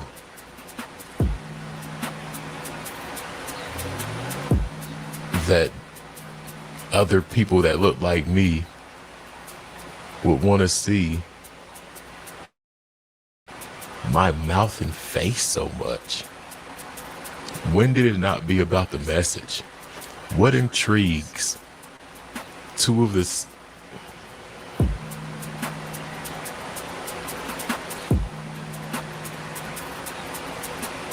Thank y'all for being here. I didn't glitch out. I was just exhausted of words. I don't want to step out of line. Yeah. Anyways, shout out to the comments section. Fellas, don't be concerned with my face or mouth. Thank you. Ladies, what up? Anyways, we're going to review and react to some clips. That was a very awkward intro, but the comments just OMG. Thank y'all though, nevertheless. Just commenters in general. LeBron James. I feel this might have been his first offering. Now, I know a lot of people that follow me might not know about this guy, but look up Delonte West. Yeah. Dude allegedly has some stuff going on with Bron's mom. It altered a bunch of things. Next thing you know, bro's homeless. Yeah. Let's just get to the clips. I ain't about to yap and all that stuff. Let's go. LeBron pulled a Jay-Z move on Delonte West. What kind of move Delonte pulled? A Delonte move. He said, I'm gonna date your mama. And LeBron pulled that Jay-Z move. I'm gonna cut your water off. It ain't no move you can pull after that. Yes, it is. I mean, yeah, it is. He pulled it. I'm talking about from the outside looking in, though. For us, it's like, no, it's still, because look at Delonte West. That move was pulled. Yeah, that nigga ain't nowhere now. I can't believe LeBron did that to him. Yeah. So, wait. What was the move? Yo, I thought that shit was fake. I didn't know that was real. It was real. In the crowd, So and your mama got on another jersey from the team. LeBron!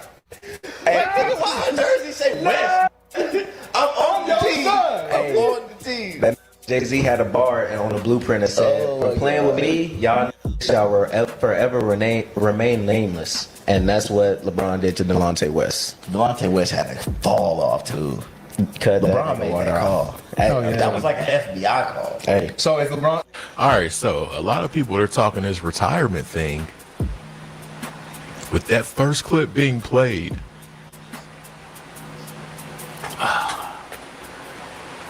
Mom Dukes better watch out. Oh my goodness.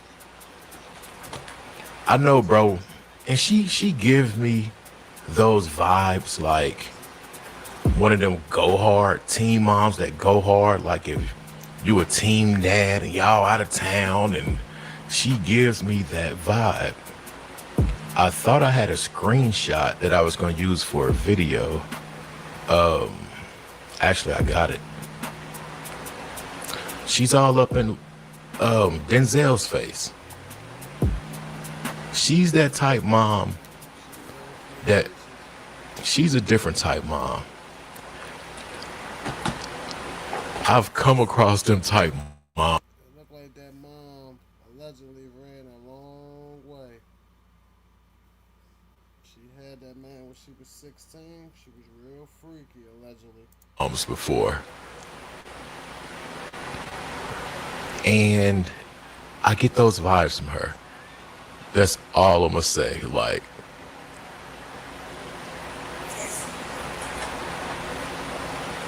it is what it is for real. But what happened with this situation? Let me get back on track. Let me put this down.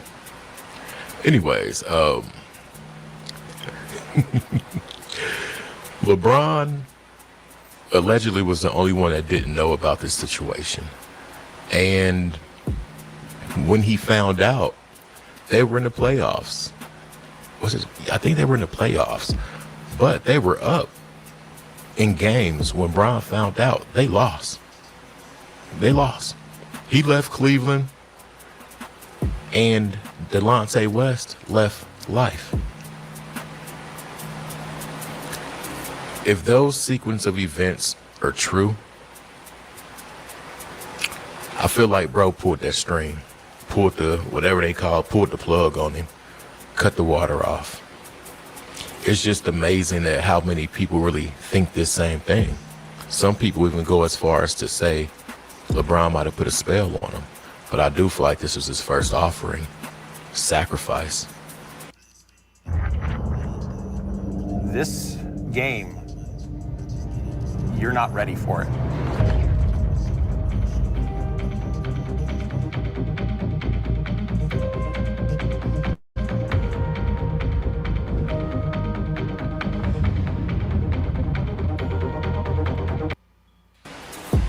Let's get to the next clip. So I'm watching the sports segment the other day, and you know, somehow the conversation turned to Delonte West. You know, and the person from the show was talking about how he was dealing with mental health issues, and he was this and he was that. And, bro, stop it. Stop it. I'm going to say it since don't nobody else want to say it. You know what I'm saying? I know there's been plenty of NBA players, man, that blew the bag, man, messed their life up, went to jail. But y'all telling me it's a coincidence all this stuff happened to Delonte West after he messed with LeBron James' mom? So y'all don't think LeBron got nothing to do with that? Y'all don't think LeBron got nothing to do with the way this man's life is going right now? LeBron did this man like the Count of Monte Cristo. You know what I'm saying? But instead, y'all rather just keep talking about, oh, Delonte West, he's falling on hard times, he's dealing with mental health issues. Nah, man. I'm not buying it, yo. Save it. You know what I'm saying? Save it, bro. You're not gonna tell me this man lost his mind, lost his money, got beat up, all of that, everything. No. You know what I'm saying? Gloria James is the reason why this man's life turned the way that it did. See, that's why I can't LeBron, right? Because I know he did that to this dude. I can guarantee you she ain't got that Erykah Badu. I can guarantee you. I guarantee you she ain't got that Erykah Badu. It's crazy, y'all, because I feel where Bron was coming from.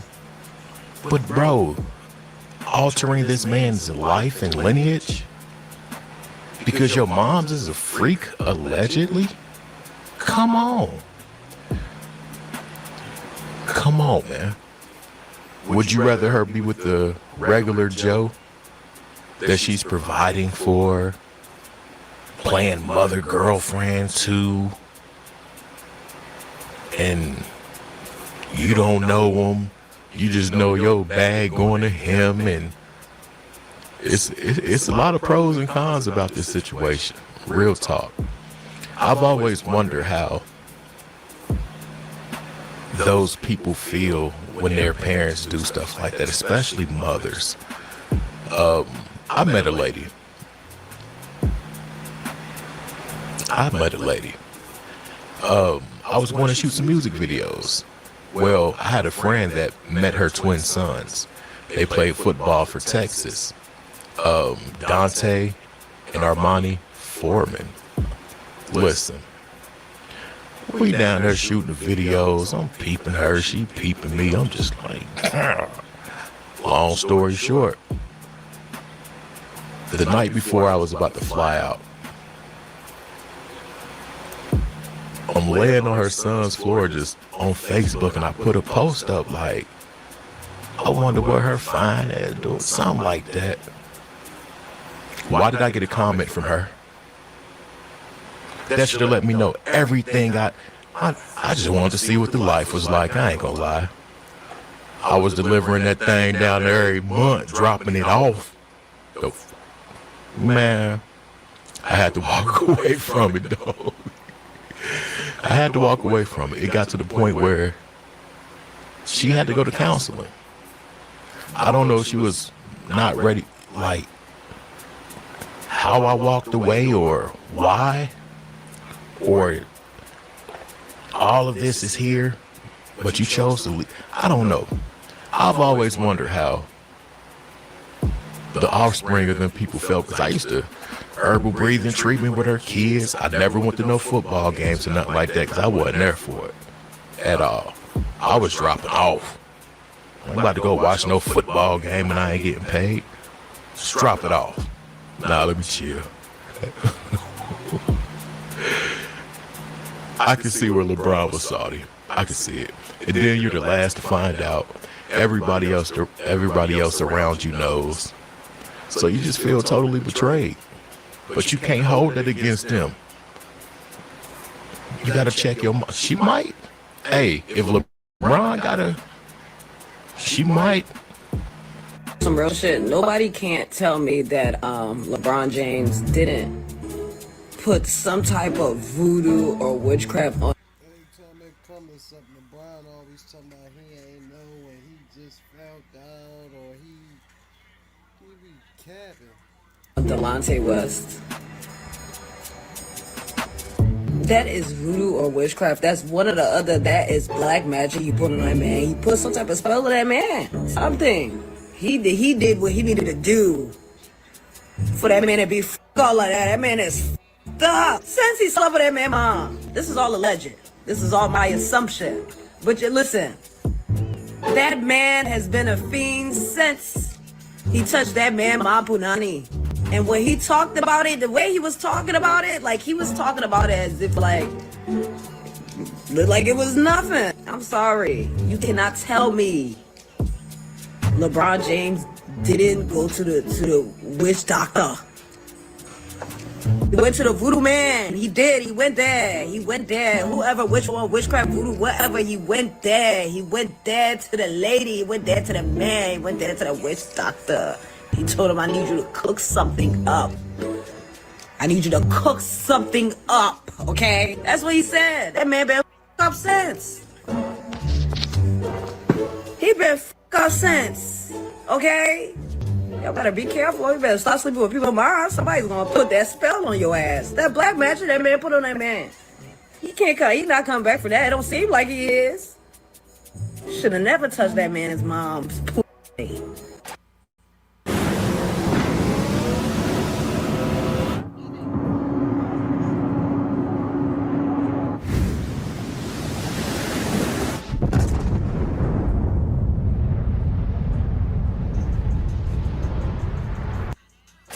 I'm about to be 100.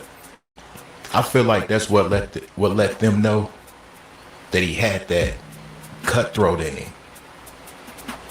Hey, y'all know what I'm about to do to this league. It ain't been nobody to come through this league like me, especially straight out of high school, being highly productive. Even though my jumper I'm working on that, but I'm gonna be the face of this league one day, man. Y'all need to do something with bro.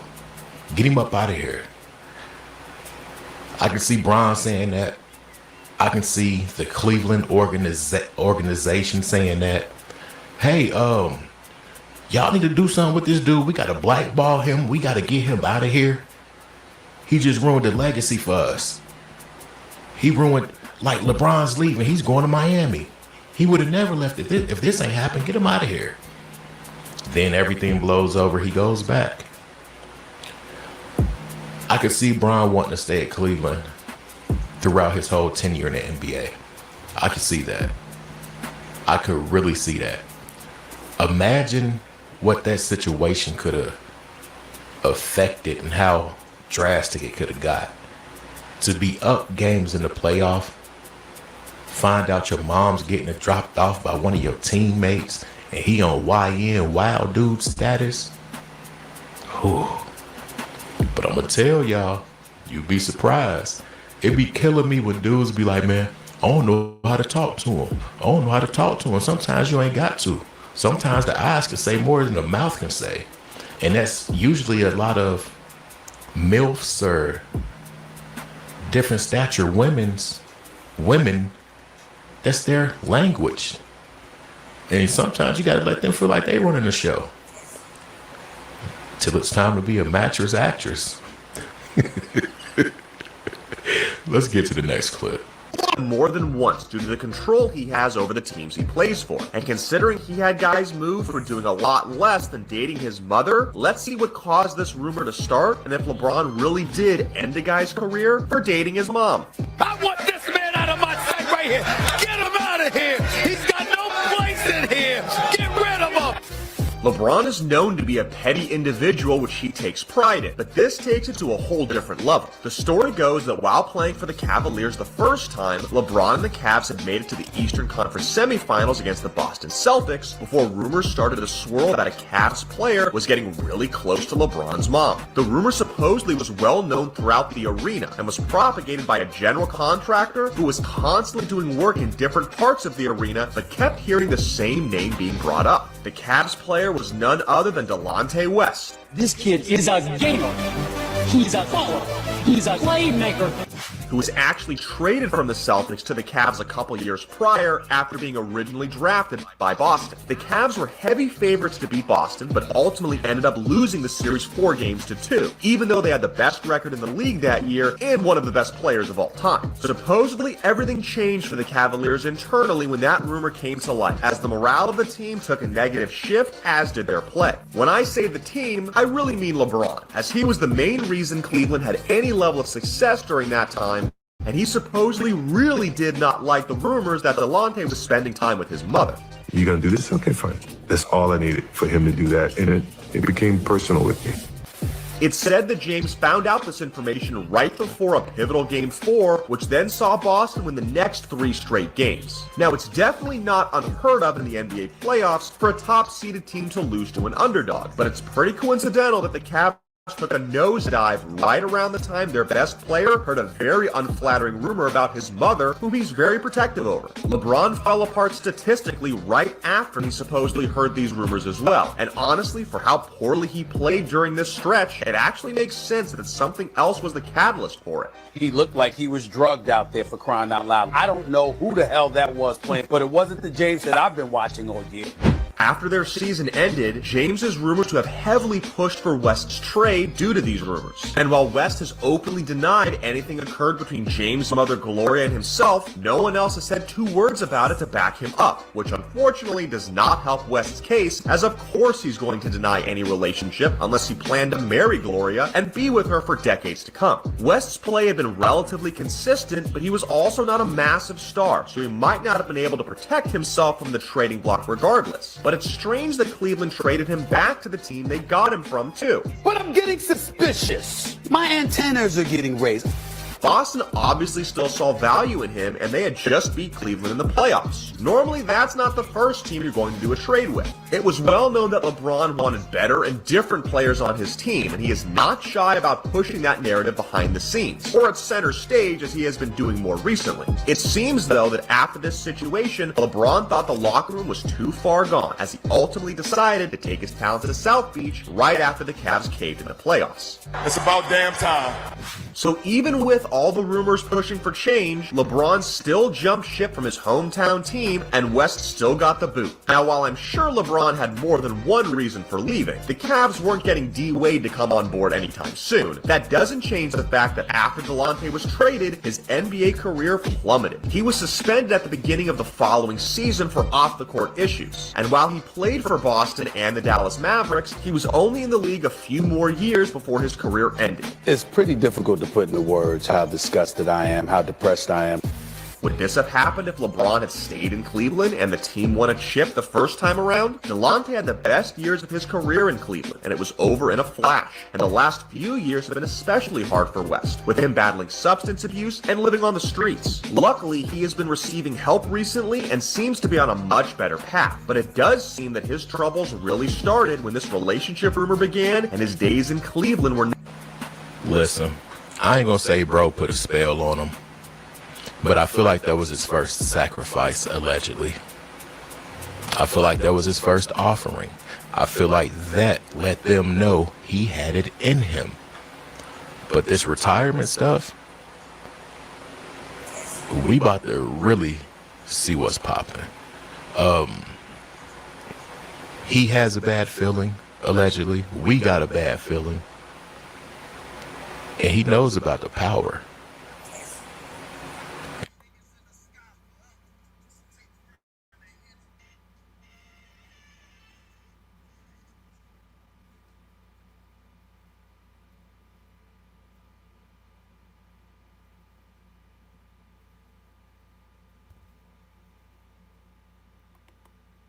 Neither has the brother. They thought he was an only child. Now check this out. So Erica Wings went silent on that Halloween night. And we all know, if you know, about sacrifice and Halloween, okay? And somebody was trying to call her, but all of her calls kept going straight to voicemail. So seemingly Charmaine stepped in, and this is her sister, allegedly. And you know, she said she talked it over with her husband, that her sister was not answering the phone, and she didn't have a good feeling about this, and she wanted to contact her to make sure she was actually good and all right. Charmaine said that her mind was racing. She started panicking and getting more and more worried about her sister and not knowing why she was not answering her phone. So after some time had passed, Charmaine says that her and her husband went over to her sister's house, and they found Erica's back door unlocked. And they said as they stumbled inside the home, they saw the children's toys from her daycare, business strewn across the floor as they continued to step into the home. Now guys, I'm not trying to be funny or anything. We're reading in between the lines and paying attention to the details. Now, when I explained in the beginning about Mrs. Erica Wings, it seemed really, really golden how I expressed that she owned her own home and she had a daycare business. The lady didn't have a daycare business like a facility. She ran it out of her home. Okay, I just thought I may add that. So her sister Charmaine kept explaining that they walked about the house and then all of a sudden just went up the stairs. Now mind you guys, Erica went silent on Halloween night and her sister went to her home on November 2nd along with her husband. So the sister continued that her and her husband went and jolted up the stairs. And that's when they found Erica slumped on her bed with both of her feet dangling off the side of it. Playing on iPhone? Now you can play Unlocked with Google Play Games on PC. Unlock rewards with Google Play Points.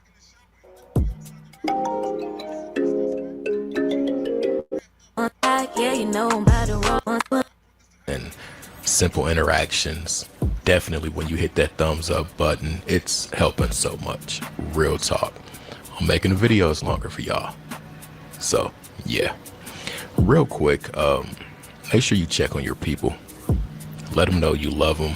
It's getting warm and it's getting wild out.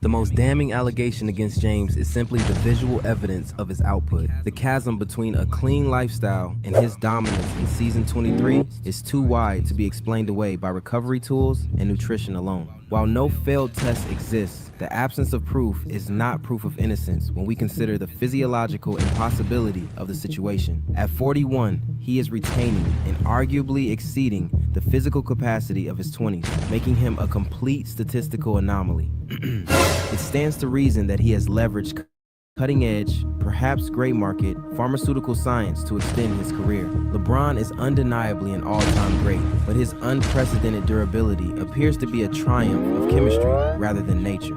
On the night of December 7th, 2025, in Philadelphia, the established boundaries of human physiological decline were not merely tested, they were dismantled. LeBron James, age 41 and participating in the record-breaking 23rd NBA season, the most played by any NBA player, did this. He gets his points a bunch. LeBron, here he goes!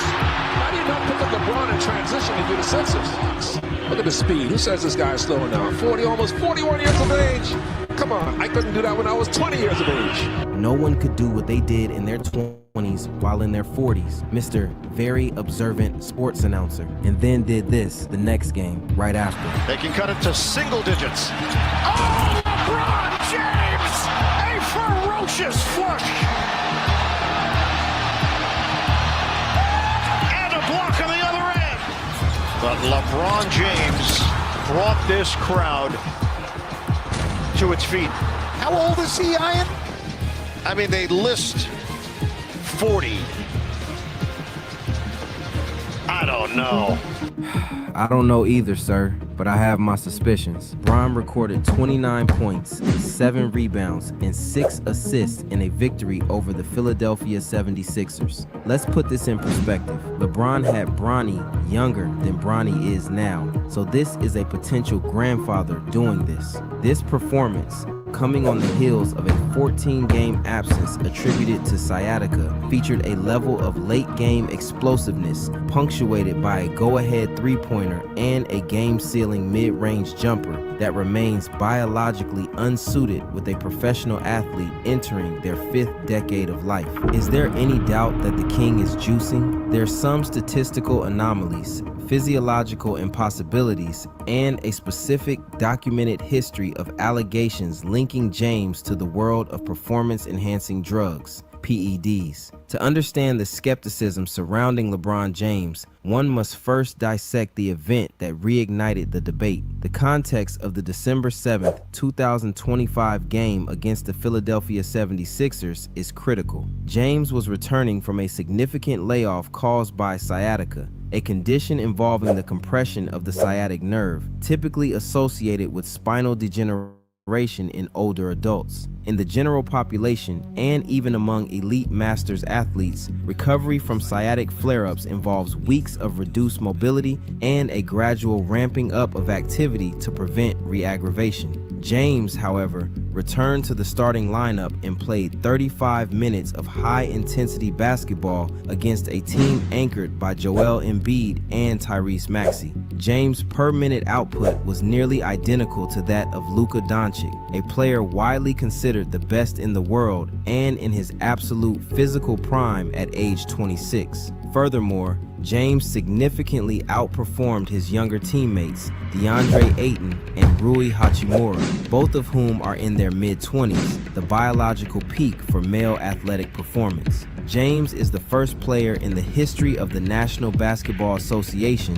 to participate in a 23rd season. This milestone alone is not the source of suspicion. Rather, it is the quality of that participation. Historically, the aging curve in the NBA is steep and unforgiving. The few players who reached a 20th season or beyond, Vince Carter, Robert Parrish, Kevin Willis, Kevin Garnett, did so as shadow figures, averaging single-digit points and playing limited minutes in protected roles. The anomaly is evident. While peers like Carter and Nowitzki were managed carefully to preserve their health for ceremonial appearances, James is playing 35 minutes and functioning as a primary offensive engine. The sheer mechanical wear on joints after 65,000 plus career minutes, regular season and playoffs should, by all orthopedic standards, result in cartilage degradation, osteoarthritis, that limits explosive movement. James' ability to bypass this biological eventuality is the foundational in cartilage degradation, osteoarthritis, that limits career minutes, regular season and playoffs should, by all orthopedic standards, result in cartilage degradation, osteoarthritis, that limits explosive movement. James' ability to bypass this biological eventuality is the foundational argument for the unnatural nature of his longevity. The sciatica diagnosis cited in the December 2025 reports adds a layer of medical intrigue. Sciatica is a symptom of an underlying pathology and is a degenerative condition. Whenever I bring this up, people say steroids don't extend careers, but that misses the point. They speed recovery, boost your vertical, and add real strength, enough to carry a 270-pound frame through the nightly physical grind. A perimeter shooter might sustain a 20-year run at a high level. A bruiser? Not likely. The most persistent allegation against James involves human growth hormone, HGH. Unlike anabolic steroids, which are primarily used for hypertrophy, muscle size, HGH is the fountain of youth for tendons and ligaments. As an athlete ages, muscles often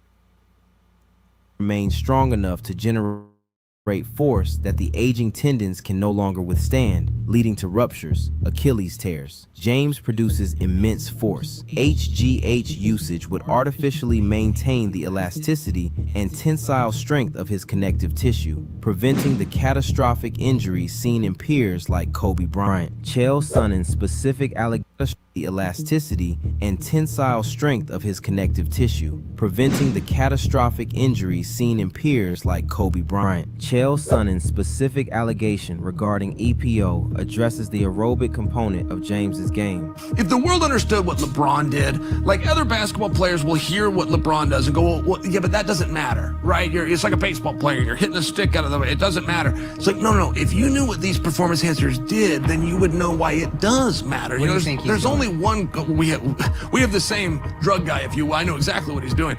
EPO stimulates the bone marrow to produce more red blood cells and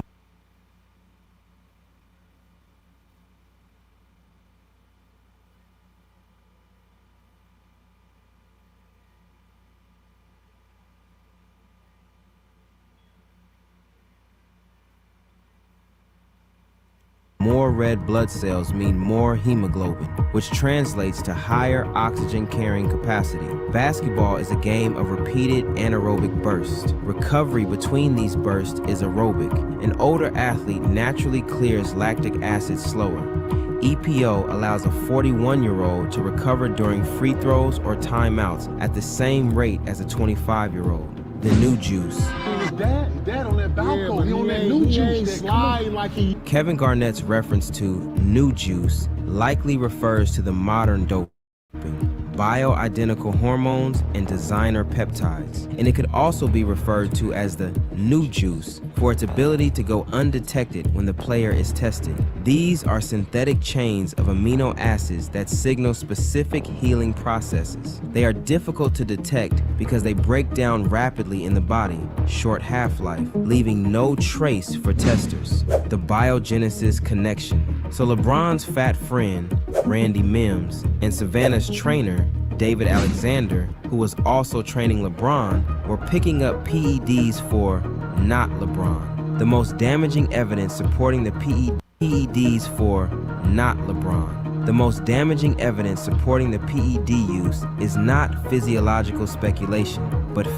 federal documentation. The 2013 biogenesis scandal remains the smoking gun of the LeBron James doping narrative. In 2013, the Miami New Times and subsequent federal investigations exposed Biogenesis of America, a clinic in Coral Gables, Florida, as a hub for PED distribution. The clinic, run by Tony Bosch, supplied Major League Baseball superstars like Alex Rodriguez and Ryan Braun with testosterone troches, gummies, HGH, and insulin. When the unredacted client lists were eventually obtained by ESPN and federal investigators, they contained two names intimately connected to LeBron James: Ernest Randy Mims and David Alexander. The presence of Mims and Alexander on the client list creates a degrees of separation that many investigators find too close to be coincidental.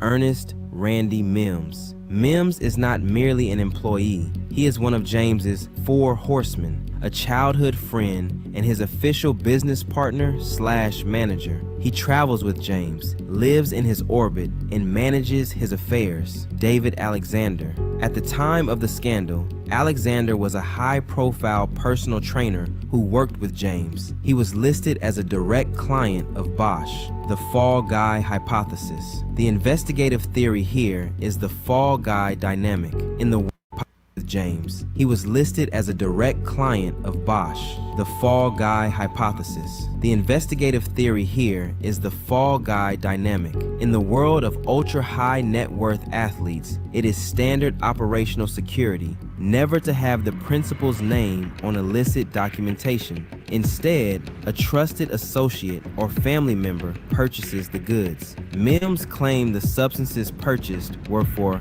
personal use. It strains credulity that a business manager and a trainer, both of whose livelihoods depend on the physical performance of LeBron James, were purchasing elite-level performance enhancers from a disgraced chemist solely for their own recreational use, while the athlete they served remained completely uninvolved. If Biogenesis provided the source of the drugs, Jeff Teague provided the timeline and the methodology of their use. The 2014 to 2015 season was James' first year back in Cleveland. Physically, he looked mortal. He was dealing with back spasms, knee strains, and a visible lack of explosiveness.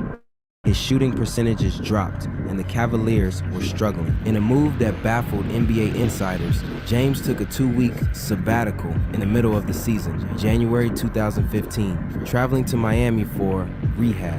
James returned from this 2-week break a different player. His mobility was restored, his energy was boundless, and his plus-minus metrics jumped from average to elite. Years later, former NBA All-Star Jeff Teague appeared on the Club 520 podcast and offered a blunt explanation for this hiatus. Man, yeah, crazy. Miami Heat, he was on steroids, bro. He had to sit out. He was on steroids for real. Like legit, he was on steroids, bro. Allegedly, but like he had to sit out. Bro, y'all remember when they told him like there goes the plus sports allegations? Y'all remember that though? Nah. When they was like he got everybody, they started testing for HGH, and they was like, yo. And he had to sit out, like he said his back was hurt, and he sat out for like 3 weeks, and he came back skinny. This was just, I was in the league, I remember. And he came back in, he was. Teague's claim holds weight because it aligns with the NBA's anti-doping history. The NBA did not blood test for HGH until the 2015-16 season, but discussions and pilot programs were ramping up during the 2014-15 window. If James was using HGH or a similar compound to manage his back and knee pain, the introduction of new testing protocols or a hot testing window will require him to vanish. Personal. James's chemical assistance is considered an open secret, a fact of life that competitors must simply accept. The question, is there any doubt that the king is juicing? We have a 41-year-old athlete performing feats that defy the known laws of physiology. LeBron is the only person in their 40s on this planet who can still perform physically at the same or an even higher level than he did in his 20s. This is an athlete who has likely leveraged the absolute bleeding edge of pharmaceutical science to extend his. So in his head, he just sitting there thinking like, dang, what do they think? Like, I'm pretty sure LeBron wonder what other basketball players are thinking. prime beyond any natural limit. The doubt is not whether he is juicing. The doubt is whether natural greatness ever stood a chance against him. Like, subscribe, share, and maybe even hype the video. Let me know if you believe LeBron is natural. Thanks for watching. Mr. James, I have some bad news. Is that gonna die? What is the diagnosis, Dr. Lottie? Mr. James, you have no heart. You literally have no heart in your chest. Dad gonna die? What do you mean he has no heart? I mean, this is possibly why Mr. James runs from the last shot, why he tries to form super teams. When people says LeBron has no heart, I didn't know it was literal. This is all starting to make sense now. Is that why Bronny had that heart condition? Because you fucking have no heart. You passed this on to my son. That is a possibility, Mrs. James. Mama, is me gonna die? Man, listen, the Lakers season ain't just in. It got dismantled. Get them the fuck out of here. So everybody was talking that talk prior to the shellacking. Oh, if LeBron get past the Rockets, he's definitely the greatest of all time. So I sat back, let that man shine, and said, LeBron is gonna fuck that bag up. He ain't got a clutch gene in his DNA. May 11th, 2026. Crypto.com arena, home floor, bright lights, legacy on the line. And what happens? The Oklahoma City Thunder walk into Los Angeles and sweep the Lakers 4-0 like they was cleaning crumbs off the kitchen counter. Final score, 115-110. And I know somebody already typing, but LeBron had 24 and 12. Yeah, he did. At 41 years old in his 23rd season, playing 40 minutes, LeBron is juicing. And I don't mean that holistic cleansing-ish. LeBron giving you 24 and 12 was definitely gangster. But imagine if Shaq, Jordan, and rest in peace Kobe was juicing and never lost a step at 41. Fuck it. The shit LeBron takes probably would have cured Magic, and he would have been hooping at 41. I am gonna go on, I'm gonna beat it, and I'm gonna have fun, okay? His 24 and 12 might have been a little something if he ain't fuck it up right after in the press conference, taking no accountability and saying, I never been a third option. I'm not looking at, my year as a disappointment, that's for damn sure. Especially, I was put into some positions I've never played in my career before. Actually, in my life. I've never been a third option in my life. Bro, just say the correct PR-ish. We lost to a better team and keep it pushing. But no, you had to shift blame and all this other goofy shit. Because on the other side, OKC wasn't playing basketball. They were putting boot to ass. That team is different. This wasn't just a loss. This was a receipt. The Lakers came into the playoffs without Luka, their scoring champ, their main offensive weapon. Luka said straight up, I'm not playing with dude. Pause. He sat back like me and was waiting for the king to fuck that whole shit up. Austin Reeves was banged up too with the oblique injury. So now the Lakers offense looking like somebody unplugged the Wi-Fi in the middle of a live stream. And yeah, they somehow got past Houston in the first round. Cool, respect. But OKC? Nah. OKC exposed everything, because that's what this series felt like. It felt like a crime scene. This is now the 4th time LeBron James has been swept. And the wildest part, LeBron has now been swept in the playoffs across 3 different decades. The 2000s, the 2010s, and the 2020s. That is nasty work. I ain't even gonna lie, because once you put that on TV, that shit look crazy. And you already know where I'm going with this. Jordan never got swept in the finals. Jordan would never. LeBron played too long. LeBron trying to the stat pad is ruining his own legacy. Nobody wants to hear, but Luka was hurt. Nobody wants to hear, but Reeves was compromised. Nobody wants to hear, but the Thunder were defending champions. You claiming to be the greatest of all time? Show me something. Pause. Because you said it out your mouth, that's right there made me the greatest. That one right there made me the greatest player of all time. That's what I felt. So now the bigger question is hanging over everything. Was that it? Was Game 4 the last time we see LeBron in a Lakers jersey? Was that the last time we see him in the NBA? Is he going back to Cleveland? Is he trying to sneak over to Golden State? Is Bronny part of the decision? Is this about winning, family, legacy, business, all of the above, because this offseason is about to be a movie. One of them drama flicks with Clutch Sports leaking shit behind the scenes. And why is it called Clutch Sports? This LeBron nigga is not clutch. Sorry to break the... James against Caruso for the lead.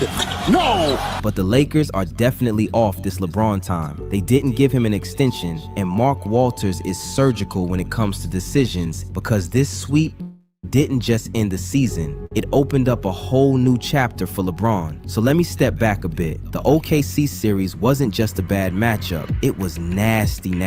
Like, let's stop playing. The Lakers didn't run into a cute little young team that got hot for a week. Nah, they ran into the defending NBA champions, a team that won 64 games, had the best record in the league, and was beating teams by almost 20 points a night in the playoffs like they had a personal vendetta against everybody's highlight reel. OKC wasn't just winning, they were violating people. They swept Phoenix in the first round, then looked at the Lakers like, oh, y'all next? At that point, the Lakers weren't preparing for a playoff series. They were preparing for a scheduled ass whooping. You know when you did something bad at school and the principal personally called your parents and you walking home terrified? That type of scheduled ass whooping. If you thought that OKC series was gonna have a different outcome, then you lost in the sauce. OKC magnified every weakness like they had the Lakers under a microscope. They were too fast, too deep, too organized, too athletic, too locked in. The Lakers looked like they were buffering. OKC looked like they had fiber optic internet. Game 1, disaster. Thunder win 108-90. OKC's defense had the Lakers moving like every pass needed a permission slip. Then, after Game 2, it gets even uglier. Game 3 in Los Angeles, that was supposed to be the emotional response. That was supposed to be the protect home court game. That was supposed to be LeBron looking around the locker room like, alright fellas, we not going out like this. And what happened? OKC beats them 131-108 in their own building. That's nasty. 7 Thunder players in double figures. 7. That's not a basketball team anymore. That's a group project where everybody actually did the assignment. Then comes Game 4, elimination game, last stand. Maybe the last time we ever see LeBron in a Lakers jersey. Maybe the last real chapter of this version of LeBron. So you already know the building had that weird energy, that something historic might happen feeling. And to their credit, the Lakers fought. They didn't just lay down, they pushed, they scratched, they made OKC work.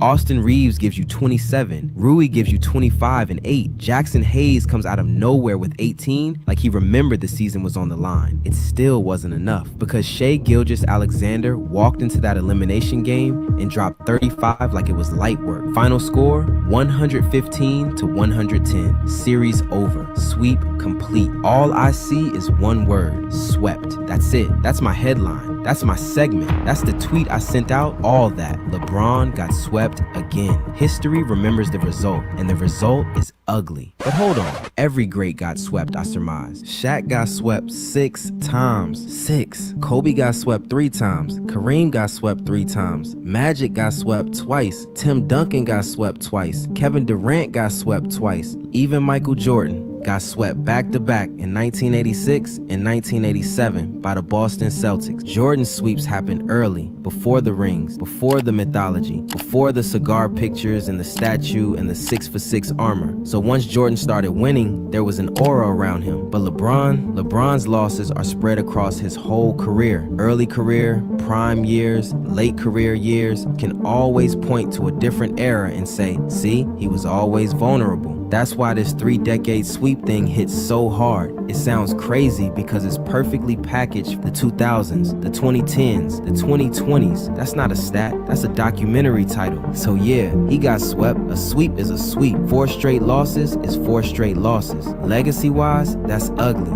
You can't perfume that. You can't throw cologne on it and call it fresh because yes, it shows failure. And also prove one thing, LeBron's career is so long, so historically abnormal that even his failures got anniversaries. Like, subscribe, and tell me your thoughts. Thanks for watching.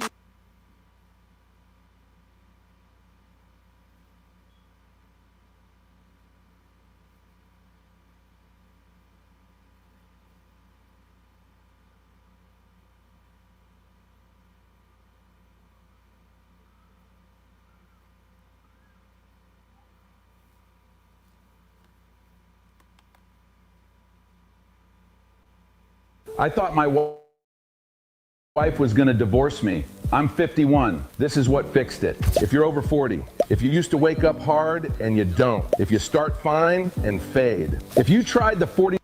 I want to know, what are you smoking to think LeBron is the 9th best player in NBA history? Smoking nothing. Pass it around.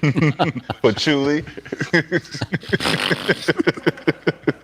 So Josiah's going to not like me even more than ever after this one. No, it's good. We are friends now. We don't have to like the same players to. All right. I just say what I see and what I've been seeing for these 23 years. And you can ask my wife, I don't miss LeBron games, watch every dribble. So first, allow me for the 1,000th time each to hit the 3 all-time positives in LeBron James' basketball game. He is the greatest power driver of the basketball I have ever seen. Born left-handed, plays right-handed, ambidextrous at the rim. He is obviously a generational passer who takes my breath away a couple times a night where I just say, wow, that's a gift from above right there. And he is obviously the most durable athlete I have ever seen in any sport, anywhere, anytime. He is the longevity king. Bronjevity, as we call it. Yeah. And I'm going to knock on wood saying this. 23 years, 41 years of age, and no surgeries. It's impossibly blessed is what he has been. I give you all that.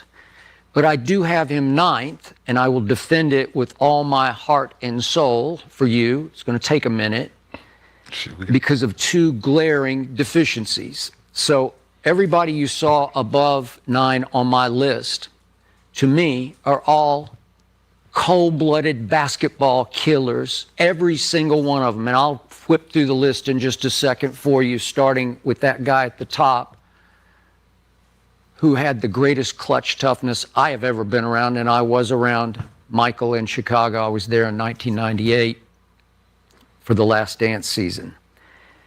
And as gifted as LeBron James is, he has proven time and time again to me to be the mentally most fragile superstar I have ever closely observed. His resume is stained again and again with epic playoff fails that I will quickly detail for you in just a moment. He has been notorious as a late game free throw shooting liability because he, by superstar standards, is just a poor free throw shooter at 74% for his career. Jordan was 84%. All the greats were above this. Obviously not the centers, the post players. But for a point guard / point forward to be only a 74% free throw shooter is just unacceptable if you want to move him up the list. It just disqualifies you because you're better than that. You keep telling us that you're in the lab all off season, but you never were able to improve 74%. You guys were better free throw shooters than that. Yeah, you were. You were. And 3-point shooting, 35%. And he used to be high volume, and to his credit, he's toned that way down. But this year he was 32%, which ranked 4th from the bottom in the NBA. And I'm not holding him accountable for year 23, but by superstar standards, a poor free throw shooter and a poor 3-point shooter. And this brings me to this list. And I mentioned Jordan, and maybe it's because I've been on TV for so long with opponent after opponent trying to convince me that LeBron is better than Jordan. So wait, you're telling me that the mentally most fragile playoff player I've ever observed as a superstar is better than the toughest mentally player I ever closely observed in Michael Jeffrey Jordan? It's just laughable to me. It's blasphemous to me. It's outrageously wrong to me. They don't belong in the same debate. So I can't even start with that one because you can't start with it. Which brings me to Magic. despite that $1 million smile of his, and I think you can appreciate this, beneath that smile was a cold-blooded killer, the greatest leader winner I ever saw. And he had 5 rings, and he was, as you recall, the most outstanding player of a Final Four championship game over Larry Bird, which led to him being the first rookie ever to win NBA Finals MVP the next year, because he stood in for Kareem in Game 6 at Philadelphia and went 42, 15, and 7. And he did win 3 Finals MVPs, and he did win 3 regular season MVPs. And yeah, I was around those teams, and I got to know him. And listen, game for my life, I want Magic overseeing my game. I want him orchestrating for me on both ends. I saw him one year. I was in Dallas covering the Mavericks. They had a player named Roy Tarpley. You might not remember, but we know Roy. Yeah, okay. Royal. So 7 feet tall. Like to turn up. Hey, he had his issues off the floor, but on the floor, he was a monster. And this was Game 7 of the Western Conference Finals at the Fabulous Forum. And I was sitting there in the front row, in the press row. And I watched Magic go in the huddle between quarters and say, I got Roy Tarpley in the fourth quarter. And he took Roy Tarpley out of the game, scoreless in the fourth quarter. And the Lakers won it and went on to beat Detroit in the finals. Which brings me to Shaq. There were 3 years of Shaquille O'Neal in which he was the most overpowering, intimidating force on both ends of the floor I ever saw, and it ain't even close. Just awe-inspiring. So he did it all as a short time, but he was 3-time Finals MVP and deserved every one of them. Which brings me to Kareem. The most unstoppable shot I ever saw was the skyhook. So 6 rings and 6 regular season MVPs and 3 Finals MVPs. I don't know, just he was the opposite of Shaq. He didn't terrorize. He just was unstoppable. He just beat you and beat you and beat you. And you want to talk about a big game, big shot taker and maker? It was Kareem Abdul-Jabbar. Some people make the case that he was the GOAT. Mm-hmm.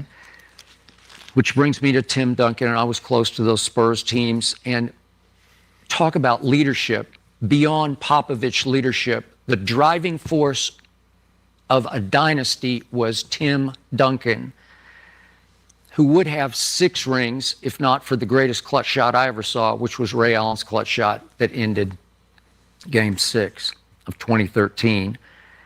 And he's another one.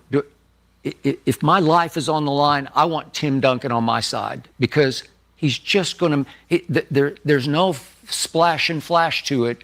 He's just going to make big shots at big moments and get big rebounds and make big passes and block big shots. Which brings me to maybe the most controversial name on my list, because it precedes even me. I'm not old enough to have really grasped how great he was, but I've sure talked to a lot of people who appreciate what Mr. Russell did with 11 rings in 12 tries, lost 1 finals early in his career, and he won the last 2 as a player coach, and he won 5 MVPs. But the main thing that he did was he went up against the greatest stat machine in the history of basketball, Wilt Chamberlain. 8 times they played in playoff series, and 7 times Bill Russell, he was what you're saying. He was the essence of energy, effort, ferocity, commitment. You ain't going to beat me. Mm-hmm. You're 3 inches taller than me, and I'm going to take you out of this game because I'm going to outwill you. I'm going to outsmart you. And Bill Russell at 6'10" could jump out of the gym. To me, the greatest defensive player ever, the greatest shot blocker until Wemby came along, but more athletic than Wemby, to me. More explosively athletic at 6'10" than Wemby. And as a player coach, he was the essence of the biggest dynasty we've ever seen. And you can say playing against plumbers and white guys and whatever you want to say. I don't know. He's playing against Wilt Chamberlain, who's 10th on my list and would be higher if not for what Bill Russell did to him. Kobe Bean Bryant. Again, I do one game for my life. LeBron or Kobe, stop it. I want to live. I want Kobe. Give me Kobe. Damn. Right? And then, want to live. Can I live? yes, Larry Bird. Same idea. One game for my life. Man, give me Larry Joe Bird. As gutsy a clutch shooter as I ever saw. And just a bad MF. Just would tell you what he's going to do to you and do it at the highest level in the biggest games. And if there hadn't been a Magic, he would have won 7 straight, whatever. He would have dominated the 80s. And that brings me to LeBron, and for all his greatness, the inability to shoot and the epic fails just drop him down the list because he just wasn't as mentally tough as all those guys I just detailed for you. And maybe I should let you guys respond before I go through the litany of epic fails, because I want to walk you through and get you to respond. But let me open it up here. You know they lead with stats. You know, Skip, you're going to have to tighten up your stats because LeBron is the king of stats. Epic fail. Was there anything positive Well, in LeBron's career, Skip? Yeah, he led off with that. Yeah, I did. Yeah.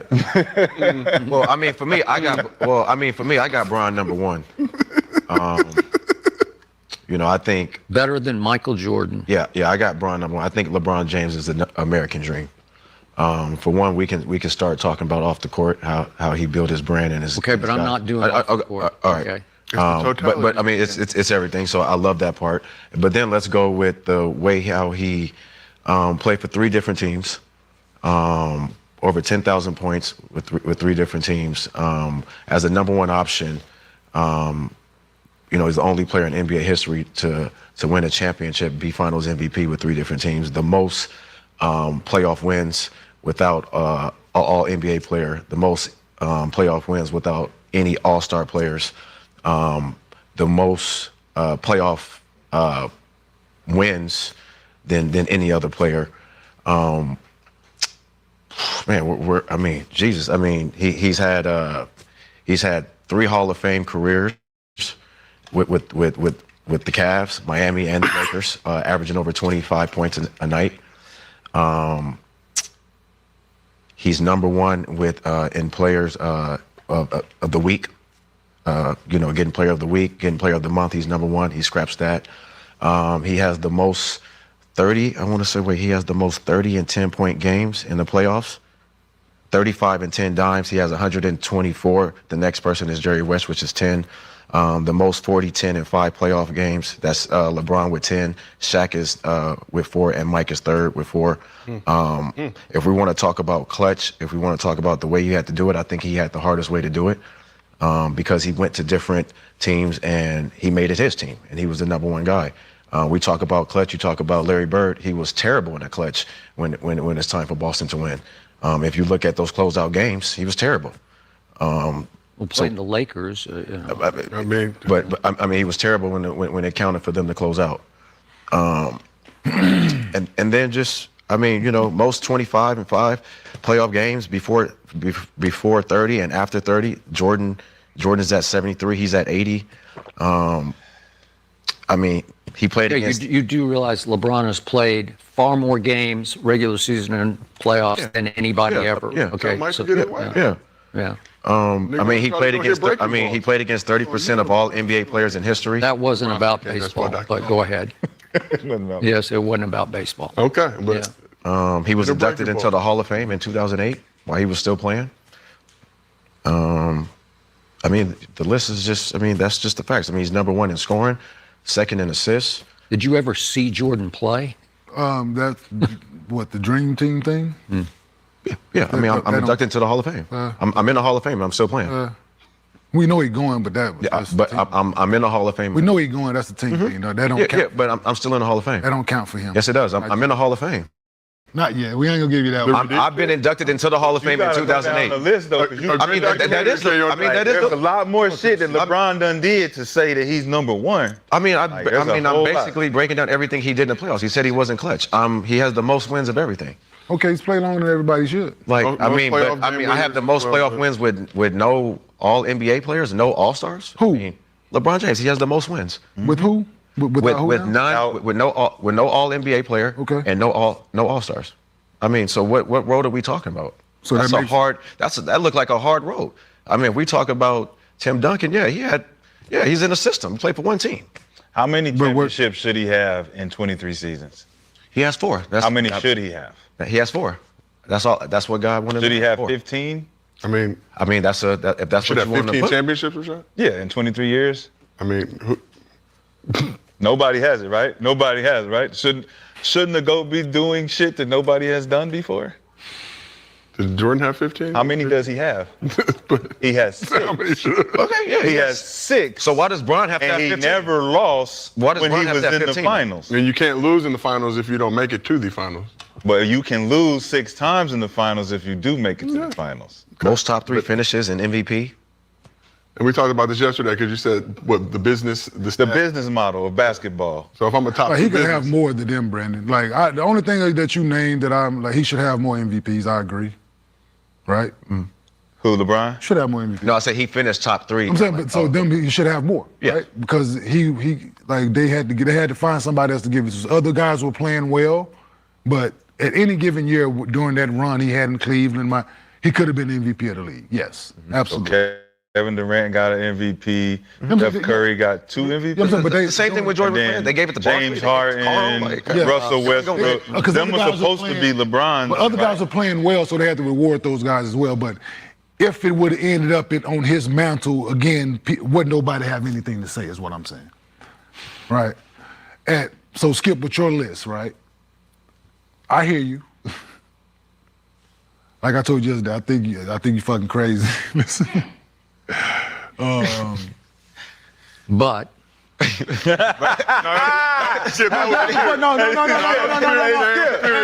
here. They think we crazy. But tell me why. Listen, I thought about it from when I saw it the first time, and I'm like, if you really like want to get to the nuts and bolts of, if you don't like, you ain't got to like LeBron. Nobody has to like LeBron. At worst case, I'm thinking if you're gonna 4, right? 5. I'm saying at worst case, if you really like dislike him, of the route that he's taken, everything that he's like, if you really dislike him, I'm gonna say at worst case scenario 4th. The instant fix for snorers without touching their nose. This is what a snorer's brain looks like after 10 years. Most people think snoring is just loud breathing. But do all those other things work into your advantage, which means you never left your team, you got a good record in the finals and championship pedigree, killer instinct, all of these things are working for you. So you got Timmy, you got Hakeem, you got Magic. Why Mike. is the metric of not leaving your team to a team that you didn't pick? Right, and I took a harder road. No, because you left on a loss, and then you left on a loss, and then you left on a loss again, and then you formed played with 2 teams, so I can't. You're working in Cleveland. You get a job opportunity to go to Miami. No, it ain't a job opportunity. But you formed. Bro, no, Joe Side, I'm not gonna give you that. You must stay in Cleveland. Joe, you have the option to go play wherever you want. Listen. No, Josiah. You live in Cleveland. He made a conscious decision. I want out of here. I want out. Okay. And you leave to a super team. And that's when the criticism. And that's when the criticism starts. I got right. But why? Because people and the basketball world of people and community and everybody, you couldn't get it done there. So I'm not saying this is my words. This is what people. So you jump ship. And who got it done in Cleveland before? You go jump. Nobody. But you are chosen one. On the back. I am. Greatest king, right? All of these things are being said by the masses, right? That's fair. You jump ship. You go join a guy that was in your draft. That won already. Already established. The criticism for a lot of people was warranted, right? It was warranted. You do go win, but at the same time, people looked at your tenure in Miami as a failure because of the team that you assembled. Y'all handpicked this team from the stars to the bench. This team was handpicked. And for you to only get 2 out of 4. Out of that, 2 out of 4. Yeah, we got. Listen, for you to only, look, I'm not saying this is out, but this is for you to only get this conversations I've had with people. For you to only get 2 out of that was a failure. Boston got 1. That was a failure. They was the first victory. They were older. They're the first victory. They were older. One guy from Boston went to go play with you. Hold on, whoa. One guy from Boston went to go play with you. One guy from Boston went to go play with you. One thing I can tell you for sure, one thing I believe wholeheartedly, if Kevin Garnett goes and joins a younger Ray Allen and a younger Paul Pierce, they have more than 1 championship. Possibly. I could tell you that shit. They're not beating Kobe like that. I could tell you that shit. A younger KG, a younger Ray Allen, and a younger Paul, with a Rondo and boy, yes, that team win more than 1 championship. I believe that. But with that said, why are people worried about what they did? They won 1. Right, so why ain't nobody worried about what Bron doing?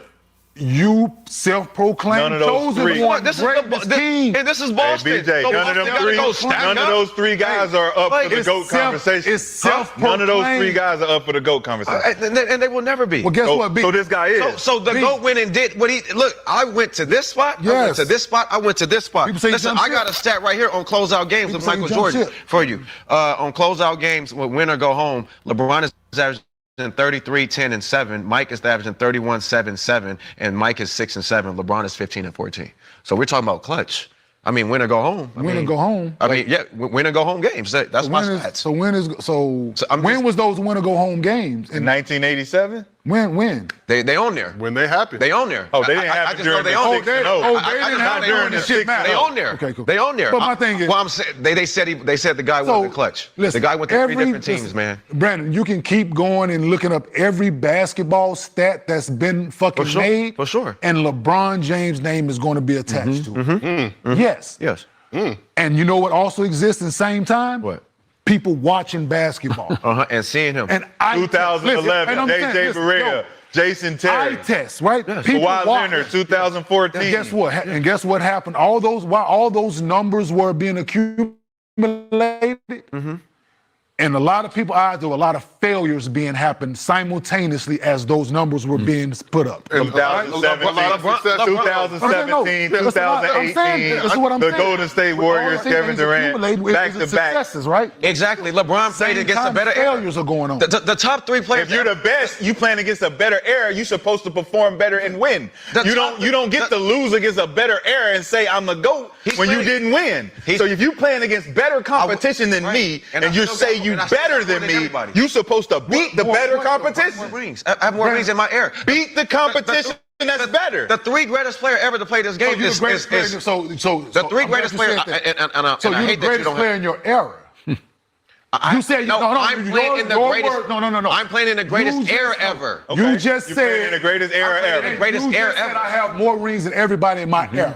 You just said that. No, yes, 4. Him and Steph. So you're the best player in your era. But he's not. Steph is the best player in his era. I was getting to that. No, that's right.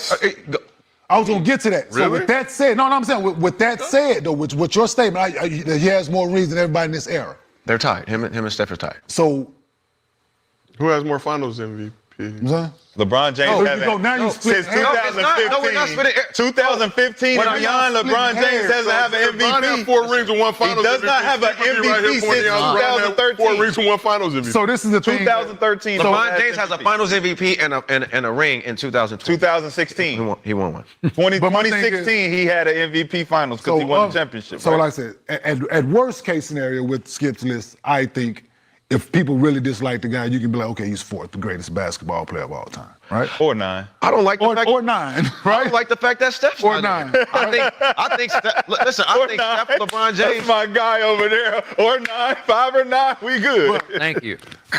I think Steph, LeBron James, and Steph Curry are the greatest 3 ever in any era. Say it again now. LeBron James, Steph Curry, and Kevin Durant are the best 3 in any era. So pick in any era. You could pick your best 3 in your era in basketball. That's the greatest 3 that ever played this game in any era. I'll pick that 3 over anybody on anybody's era. Give me the Michael Jordan. Who else? The Kareem. No, Magic. In the same era? You said any era. nigga. You said any era. Oh yeah, that's you yeah. just said any era. Yeah, that's fine. That's no. You just said any era. Your era. No, you said my era. You said no. He said I'm saying he's picking these three in this era against any other three in any other era. Yes. So your era. So your era. So who would your be? I just gave you three. My era. In your era. Yes. Who was your three? When I was in the NBA. Yes. Tracy McGrady. Kobe Bryant. And Shaquille O'Neal. They're gonna get barbecued. Next. Who's guarding Shaq? Shaq got to come outside. No, he gotta don't. Come out here and guard this. He don't. He got to guard to the this. ball, It's nigga. 6 fouls. Hey, what is 6 fouls? Brandon? You get 6. Brandon. What is Brandon? Who can guard LeBron out there? Who is guarding? Kobe Bean Bryant. Oh my God. Brandon. Kobe Bean Bryant. Lock him up. Have you seen LeBron's record against Brandon. Kobe? Ain't no record against Kobe, man. Stop it. Next. Brandon, Did you see the All-Star game and all that? You do know it's two sides to that. That's what you bring to the table? You do know it's two Tracy sides. McGrady, Kobe, and Absolutely. Shaq against those three? Come on, man. Yes. All right, Skip, who you got in your You've been mighty quiet over there after staring at starting all this shit. Three killers. Hey. All right. Hold on. So you asked me who guarding your guy, right? You asked who guarding your guy. Who ever guarded Shaquille O'Neal? Y'all might not get the ball. Huh? Whoever guarded Shaquille. Whoever scored, we get it back. Y'all might not get the ball. Whoever guarded Shaquille. Answer my question. Huh? Whoever guarded Shaquille O'Neal. Who's guarding there? No. You said Steph, KD, and LeBron. Who in the history of basketball I'll put LeBron on him. Let's go. What? I'll put LeBron on He'll Shaq. dunk him and LeBron. Listen, LeBron's the only player in NBA history to be listed at all 5 positions. Okay, cool. So, hey, he played it. Cool. We can put him there. Who's going to guard Kobe? KD. Excuse me? Oh, no, not KD. No, Steph. None of them dudes got all defensive. Nothing. Did you just, Brandon, you sound. You still got to guard us. Hey, you have to guard us. You sound like we went to the park and you picked your friends. Yeah, he picked his friends, for sure. Right. I'm Tracy bringing McGrady. Who guarded T-Mac? I'm bringing motherfucking killers to the table. You're bringing Tracy McGrady to the table, and this is... Yes, nigga. Yes. Against who? Against who? KD? Pete Mack, the league in scoring Mac. You crazy. KD, league scoring Mac. MVP? Same thing. No, not the same. Only thing you don't have MVP. It's not the same. It's not the same. Yes, it is. It's not the same. Skill set? It's not the same. You're out of your mind. Because when we on the Zoom... If not more. You're out of your mind. If not more what? You're out of your mind. Pete Tracy? Man, you're out of your mind. Man, tell KD get on the Zoom call, man. Tell him get on the Zoom. Tell KD get on the Zoom call and show what I've done. Line that young Mac up. Hey, tell KD get on the Zoom call and tell him what. Yeah, whatever. Line young Mac up. What about Bob Cousy? Hey, you see Kevin Durant scored 63 and 3/4? Wow. I seen Kevin Durant go 8-1. How many points did Tracy McGrady score in 12 seconds? He scored how many points in 12 seconds? I seen Kevin Durant go 8-1 in the finals. You seen who? Kevin Durant go 8-1 in the finals. Who was he playing with? He went 8-1. The team Finals that MVP. Oh, he's playing with Steph Finals Curry. MVP. Hey, man. The other guy you got on your team. Hey, man, I don't care, man. I don't care. Get one, dog. Huh? Get one, dog, if you want to be at the table with them. With who? With the jump ship crew? Get the... Kobe and Shaq got 3 of them by themselves. What you talking about? I'm with them. Huh? I'm T-Mac. I'm with Shaq and Kobe. They got 3. I'm with them. I'm with them. They got 3. You with him. You besides Steph. You with him. You're with him just like I'm with them. So what are you talking about? We watched that out. Tim Duncan, that's crazy. I got Shaq. In y'all air. We got Shaq. I got Shaq. All right, go ahead, Skip. Okay. Epic fails. Brandon. Brandon. Can we start with epic successes first, then go to epic fails? Epic fails. I'm going to explain. Epic successes. Okay, this is 4 and 6 in the NBA. 4 and 6. Talk about it, Skip. Okay, let's start with the 2010 playoffs, the last go-round, the first time in Cleveland against the Boston Celtics. LeBron James played, I thought, the best game of his life in Game 3 at Boston on a Friday night. And I was in awe of that because they went up 2-1. And my friend Greg Anthony, I was working with at ESPN, texted me and said, you're going to have to give this young man his due. And I said, I will when this is over.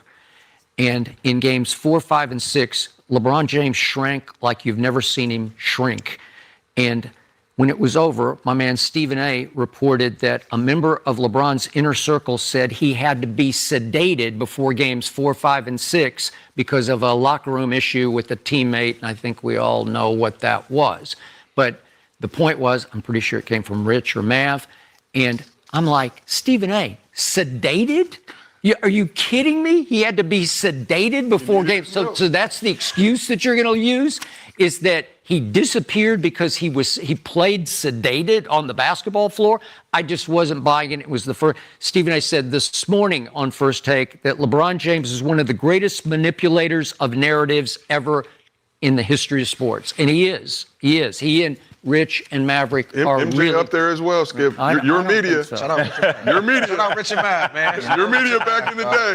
Okay, so the next year, and I did not dock him for this. He Food needed to poisoning? he needed to join forces with Dwayne and Chris Bosh and Pat Riley and Eric Spoelstra.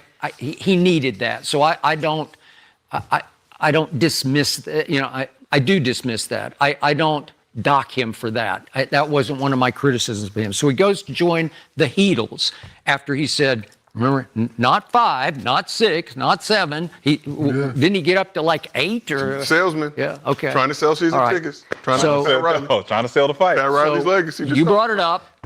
2011 finals against the Dallas Mavericks. LeBron James goes up 2-1 in Dallas, Texas. And according to Stephen A. again, he went back to his hotel room and he made a list of, I told you so people. I'm going to tell you, you, and you. And Stephen A. reported I was number 1 on that list. They're up 2-1. In games 4, 5, and 6, the chosen one became the frozen one in those 3 games.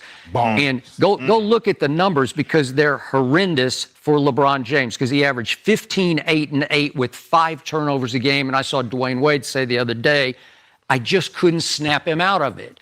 Okay, Jordan, Kobe, Bird, they didn't do this. It's laughable to me because you're disqualified from being 1, 2, 3, or 4 just off that finals alone.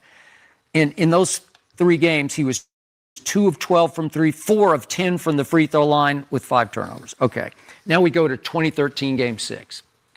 San Antonio Spurs at Miami. Could be a closeout for the Spurs. In the last 40 seconds of that game, just go look at it. LeBron James turns it over twice in the last 40 seconds. And then, to his credit, he took what would have been the tying 3 and he LeBricked it. It LeBricked so hard off the back iron that it's a Boeing long rebound all the way out. Chris Bosh tracks it down, sweet, quick kick into the corner to Ray Allen. And I don't know how he got his feet behind the 3-point line, but he did. And he ripped the greatest clutch shot I have ever seen. Or LeBron. Without that shot, LeBron is 3-7 in the NBA Finals because the game is over. But he made it. Okay, he did make it. Way to go. Next year, it's 1-1 in the 2014 rematch finals against the Spurs, going back to Miami. So LeBron's got 2 home games. It's 1-1. Go look at it. I don't know what happened to him. He just disappears in 3 and 4. They get blown off the floor. They go back to San Antonio and get 5, not 6, not 7. Wait, you got swept by a record finals margin? And I'm saying, you're just